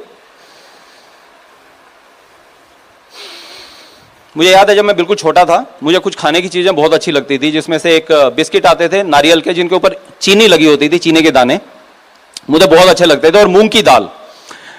लेकिन मेरे पेरेंट्स मुझे खाने के लिए नहीं देते थे। मुझे कहते तेरे दांत खराब हो जाएंगे, पेट खराब हो जाएगा, बीमार हो जाएगा। असली दिक्कत क्या वो नहीं उस समय मुझे पता थी। और वो कांच के मर्तबान होते थे, कांच के जार होते थे, जिसमें वो बंद करके इतना ऊपर रख देती थी, मेरे हाथ नहीं जाते थे। जब मेहमान आता था वो लाती थी, और सब लोग मेहमान उनको खाते थे, और मेरी नजर पूरी बिस्किट के ऊपर। लेकिन मेरी मदर की बड़ी बड़ी आंखें मुझे डरा देती थी, मैं पीछे हट जाता था, और उनके जाते ही वो पैक करती थी, फिर ऊपर रख देती थी। मुझे रात को सपने आते थे कि मूंग की दाल के पहाड़ हैं, उसमें मैं कूद के खा रहा हूँ, पेड़ है जिसमें बिस्किट लगे हुए, मैं लटक लटक के उसके ऊपर खा रहा हूँ। मेरे साथ ऐसा होता था, और मुझे समझ में नहीं आता था मुझे चीज इतनी अच्छी लगती है, मेरे पेरेंट्स देते क्यों नहीं है। मुझे नए जूते चाहिए होते थे, मैं अपने फादर को बोलता था मुझे नए जूते ला के दे दीजिए। पापा कहते थे क्लास में फर्स्ट था, मैं नए जूते लाऊंगा। क्लास में फर्स्ट इसलिए आता था कि नए जूते मिलेंगे, पर जूते नहीं मिलते थे। पाँव का साइज बढ़ता जा रहा था, जूते का साइज तो वही था, चुभते थे, फट जाते थे, रिपेयर कर देते थे। नया बैग चाहिए होता था, वो बैग भी रिपेयर करके मदर देती थी। कई कई साल में बैग मिलता था नया। नए कपड़े तब सिलते थे जब किसी की घर में बहुत ही स्पेशल पर्सनल शादी है किसी नजदीक के आदमी की, तब नए कपड़े सिलते थे। और बहुत गुस्सा आता था। हमारे पड़ोस में एक सरदार जी थे, उनका छोटा बेटा, उसका बर्थडे हुआ तो उसको 3 पहियों वाली साइकिल मिली। मैंने उसे बोला मुझे चलना आने दे, बोला कि नहीं मेरे पापा ने मुझे गिफ्ट किया है, अपने पापा से मांग। घर में आया रोता हुआ, मैंने कहा पापा मुझे वो साइकिल चाहिए। बोले बेटा तेरे बर्थडे पे लाऊंगा। आज तक याद है वो बर्थडे, मैं शाम को 5 बजे फादर का वेट कर रहा हूं बाहर गेट के खड़ा हुआ। फादर आधे घंटे बाद आते और मेरा ध्यान है उनके हाथों की तरफ कि वो साइकिल कहाँ है। मेरे फादर मेरे पास आए और बेटा, मैंने कहा पापा साइकिल। बोले बेटा नहीं अगले बर्थडे पे लाऊंगा। उन्होंने तो बहुत हल्का सा बोल दिया, लेकिन पूरी रात उस दिन मैं सोया नहीं, रोता रहा था, मुझे वो साइकिल चाहिए है। वो तो साइकिल नहीं मिली थी दोस्त। 2 पहिए की साइकिल मुझे मिली थी जब मैं इंजीनियरिंग कॉलेज में चला गया था, तब मुझे मोटरसाइकिल चाहिए थी। मोटरसाइकिल मुझे मिली थी जॉब में, वो भी कंपनी के द्वारा, तब मुझे कार चाहिए थी। हर चीज तब मिली जब शायद उसकी वैल्यू मेरे लिए खत्म हो चुकी थी। और इसके अलावा ये पैसा तो नहीं मिला, बट खैर जब तक बड़ा हुआ तो समझ में आ गया था कि पापा पेरेंट्स हमारे करना तो चाहते थे, लेकिन उनके पास पैसा नहीं है वो करने के लिए। पर पैसा नहीं मिला, पर समय भी नहीं मिला। फादर आते थे शाम को थके हुए, मैं कहता था कि मेरे स्कूल की बातें करूं उनके साथ, मैं अपने फ्रेंड्स की बातें करूं, टीचर्स की बातें करूं। वो कहते थे बेटा अभी मैं थका हुआ हूं, रात को जब खाना खा के बैठेंगे तब करेंगे। मैं फिर उनसे बात करने की कोशिश करता, वो सो जाते थे। मेरी सारी बातें मेरे अंदर, ना समय मिला ना पैसा मिला। मुझे नहीं पता आपके साथ ये हुआ है नहीं हुआ है, पर ऐसा तो नहीं कभी आज आपके घर में कोई बचपन है जो ऐसा जा रहा हो। फिर मेरी शादी हुई, मुझे लगा जब सब कुछ अपनी वाइफ के लिए सब कुछ अच्छा करूंगा। जब भी वाइफ को लेके गया शॉपिंग के लिए, घर में कभी भी वो साड़ी नहीं आई जो इसको पसंद आई थी, वो आती थी जो मेरी जेब को पसंद आती थी। तो लाइफ में ये कंप्रोमाइज चल रहे थे। और तभी आपकी लाइफ में बिजनेस आ जाता है, और बिजनेस आता है और आप इस बिजनेस को बड़ा करते हैं। और सोचिए अभी आप 11-13% पे हो गए हैं और आपको 8-10 हजार रुपए आने लग गए हैं। आप क्या करते हैं, उस दिन घर पे जाते हैं, बेल बजाते हैं और अपने वाइफ को बोलते हैं कि बच्चों को तैयार करो, आज बाहर खाना खाने जाएंगे। आपके बच्चे दूसरे कमरे से ही सुन लेते हैं कि रेस्टोरेंट में खाना खाने जाएंगे। कितने दिन से कह रहे थे बच्चे, सब तैयार हो जाते हैं, खाना खाने के लिए जाते हो, रेस्टोरेंट में पहुंचते हो, बहुत खुश हो आप, और वहां पे जाते हो तो अंदर हल्की हल्की लाइट चल रही है, हल्का हल्का म्यूजिक है, आपको वेटर लेके जाता है एक टेबल पे, आपको मेन्यू दिया जाता है। आप कहते हैं नहीं सबको मेन्यू दो। बच्चों को बोलते हो कि राइट साइड नहीं देखना है, पैसे वाला साइड, लेफ्ट साइड देख के कुछ भी ऑर्डर करो। बच्चे देख रहे हैं वही पापा हैं क्या, सब अपना अपना ऑर्डर करते हैं बढ़िया सा। फिर लास्ट में स्वीट डिश मंगवाते हैं और कहते हैं नहीं आज खाली एक आइसक्रीम नहीं आएगी, सबके अपने अपने फ्लेवर आएंगे। सब बढ़िया सी आइसक्रीम खा के एक अच्छा सा टिप देते हो, बहुत ही खुश होकर आप घर पे आते हो। आपको लगता है कि आज तो घर में कुछ ज्यादा खुशी है पहले से, आपके बच्चे ज्यादा खुश हैं। आपको लगता है 8-10 हजार एक्स्ट्रा इनकम से इतनी खुशी आ सकती है। इस बिजनेस को और बड़ा करते हो, आप अभी हो गए हो 15% सिल्वर हो गए हो, आपको अभी 40-50 हजार और 20-25 हजार रुपए, आपको 40-50 हजार रुपए आने लगते हैं। एटीएम जाते हो, कड़कड़ाते नोट निकालते हो, और आप मार्केट में जाते हो, आज सबके लिए परिवार में अपने गिफ्ट खरीदते हो। आप लेके आते हो आज अपने फादर के लिए गरम सूट का कपड़ा, अपनी मदर के लिए गरम शॉल लेके आते हो, अपने बच्चों के लिए कुछ कपड़े लेते हो और उनके लिए वो खिलौने जिनके लिए आप उनको डांटते थे जब वो कहते थे हमें दिला दीजिए, वो पैक करवाते हो और दुकानदार को कहते हो बड़े प्यार से पैक करना मेरे बच्चों के लिए है। अपने वाइफ के लिए वो साड़ी जो जिसको देख के वो उस दिन खिड़की पे ठिठक गई थी दुकान की, लेकिन आपने कोहनी मार के आगे ले गए थे, वो सब कुछ पैक करवा के तेज कदमों के साथ, थोड़े से छाती चौड़ी करते हुए घर की बेल बजाते हो। अब आपकी वाइफ खोलती है दरवाजा और देखती है कि आपके हाथ के अंदर इतने सारे पैकेट्स हैं। वो हैरान हो जाती है, कहती कि आज कोई त्योहार थोड़ी है, क्या ले आए? बोले सबको बुलाओ ड्राइंग रूम में, बैठक में, सब लोग बैठक में आते हैं, सबको उनके गिफ्ट देते हो। आपकी नजर जाती है आपके फादर की तरफ, आपके फादर नीचे मुंह किए हुए हैं और कहते हैं बेटा इसकी क्या जरूरत थी? आपको लगता है जैसे कह रहे हैं बेटा इसकी तो बहुत पहले जरूरत थी। आपकी नजर पड़ती है आपकी मदर के ऊपर और उसने वो शॉल अपने आंचल में लिया होता है और उस पर हाथ फेर रही है। आपको याद आता है जैसे बचपन में वो आपको अपनी गोद में लिटा के आपके सिर पे हाथ फेरती थी, वही ममता आपको महसूस होती है। आपके बच्चे आते हैं आपके पास, आपके गाल पे किस करते हैं और कहते हैं यू आर द बेस्ट मम्मा पापा इन द वर्ल्ड। आपने शायद ऐसा शब्द अपने बच्चों से कभी भी नहीं सुने थे। आपकी वाइफ पे नजर जाती है तो उसने अपनी छाती के साथ वो साड़ी लगाई होती है, आपको लगता है जैसे आपको गले लगा लिया है।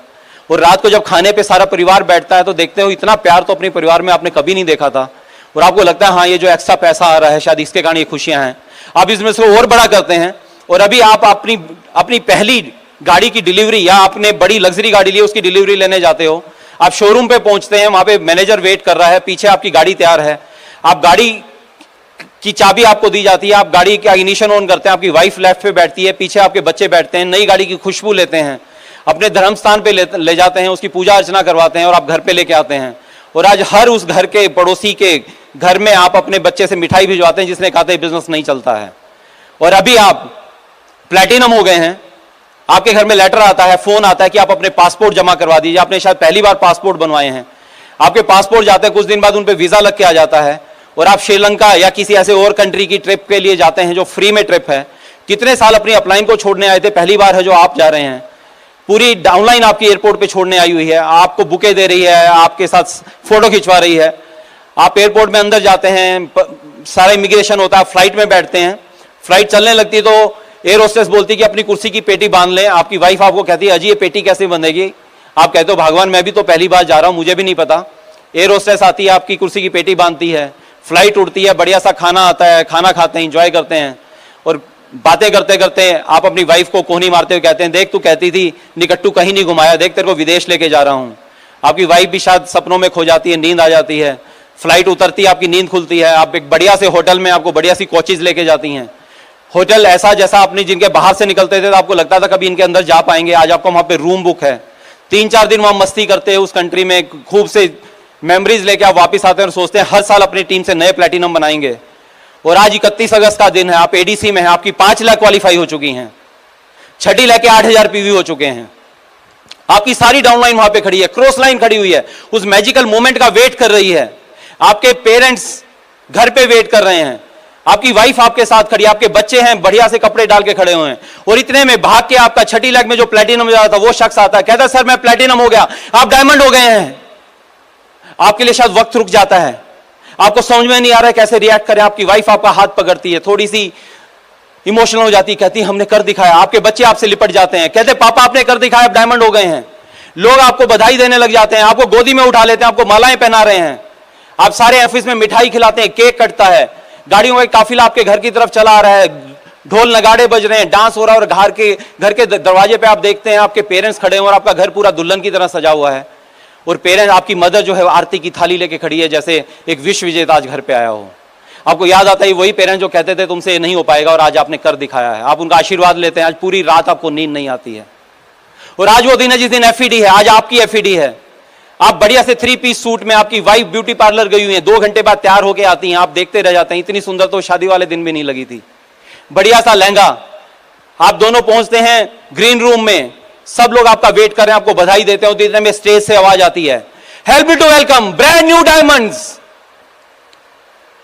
आप फिर से सिरहन हो जाती है, आप स्टेज की तरफ चलने लगते हैं, एक हाथ में अपने वाइफ का हाथ पकड़ा हुआ है, वाइफ ने दूसरे हाथ से अपना लहंगा संभाला हुआ है, और धीरे धीरे उस स्टेज पे चढ़ते हो, सामने आपकी अपलाइन आपका वेट करती है, आप उनके पांव छूते हैं, वो आपके लिए फ्लैग पढ़ते हैं, आपको बुके देते हैं, और फिर आपकी हैंड रेजिंग करते हैं, और पीछे वो रॉकी म्यूजिक बजता है जो कितने सालों से आप सोचते थे ये रॉकी म्यूजिक आपके लिए बजेगा, और आज आपके लिए वो रॉकी म्यूजिक बज रहा है। सामने हजारों लोग आपके लिए चिल्ला रहे हैं, आपकी नजर पड़ती है सामने की रो में, वहां पे कितने साल आप जब सामने स्टेज के ऊपर किसी की सेलिब्रेशन होती थी, यहां आप अपने अपलाइन के साथ और अपनी वाइफ के हैंड रेजिंग करते थे और विजुलाइज करते थे एक दिन आपकी हैंड रेजिंग होगी, और आप देखते हैं सामने की रो में बहुत से कपल्स हैं जिनकी आंखों में आंसू हैं, और वो भी सपना ले रहे हैं कि एक दिन वो भी यहाँ डायमंड बनेंगे, बट आज आपका दिन है, और आप किसी तरह से स्पीच अपना पूरा करते हैं बहुत इमोशनल होके, और सामने नजर पड़ती है आपके पेरेंट्स पे, आपके इन-लॉज पे, आप उनको स्टेज पे बुलाते हैं, और अपने फादर को आप बोलते हैं, आप कहते थे तुमसे ये ना हो पाएगा, देखो आज हमने कर दिखाया, आज देखो आपके बेटे आपके बहू के लिए, अपने इन-लॉज को कहते हैं देखिए आज दुनिया आपके नाम के हमारे लिए तालियां बजा रही हैं, आपके फादर को माइक हाथ में देते हैं, आपके फादर को बोलते हैं कि आप कुछ बोलिए, बट आपके फादर भी इमोशनल हो जाते हैं और कुछ नहीं बोल पाते, और बड़ी मुश्किल से बोलते हैं कि I am proud of my son, I am proud of my daughter in law, और शायद खाली यही शब्द सुनने के लिए आप डायमंड जाना चाह रहे थे।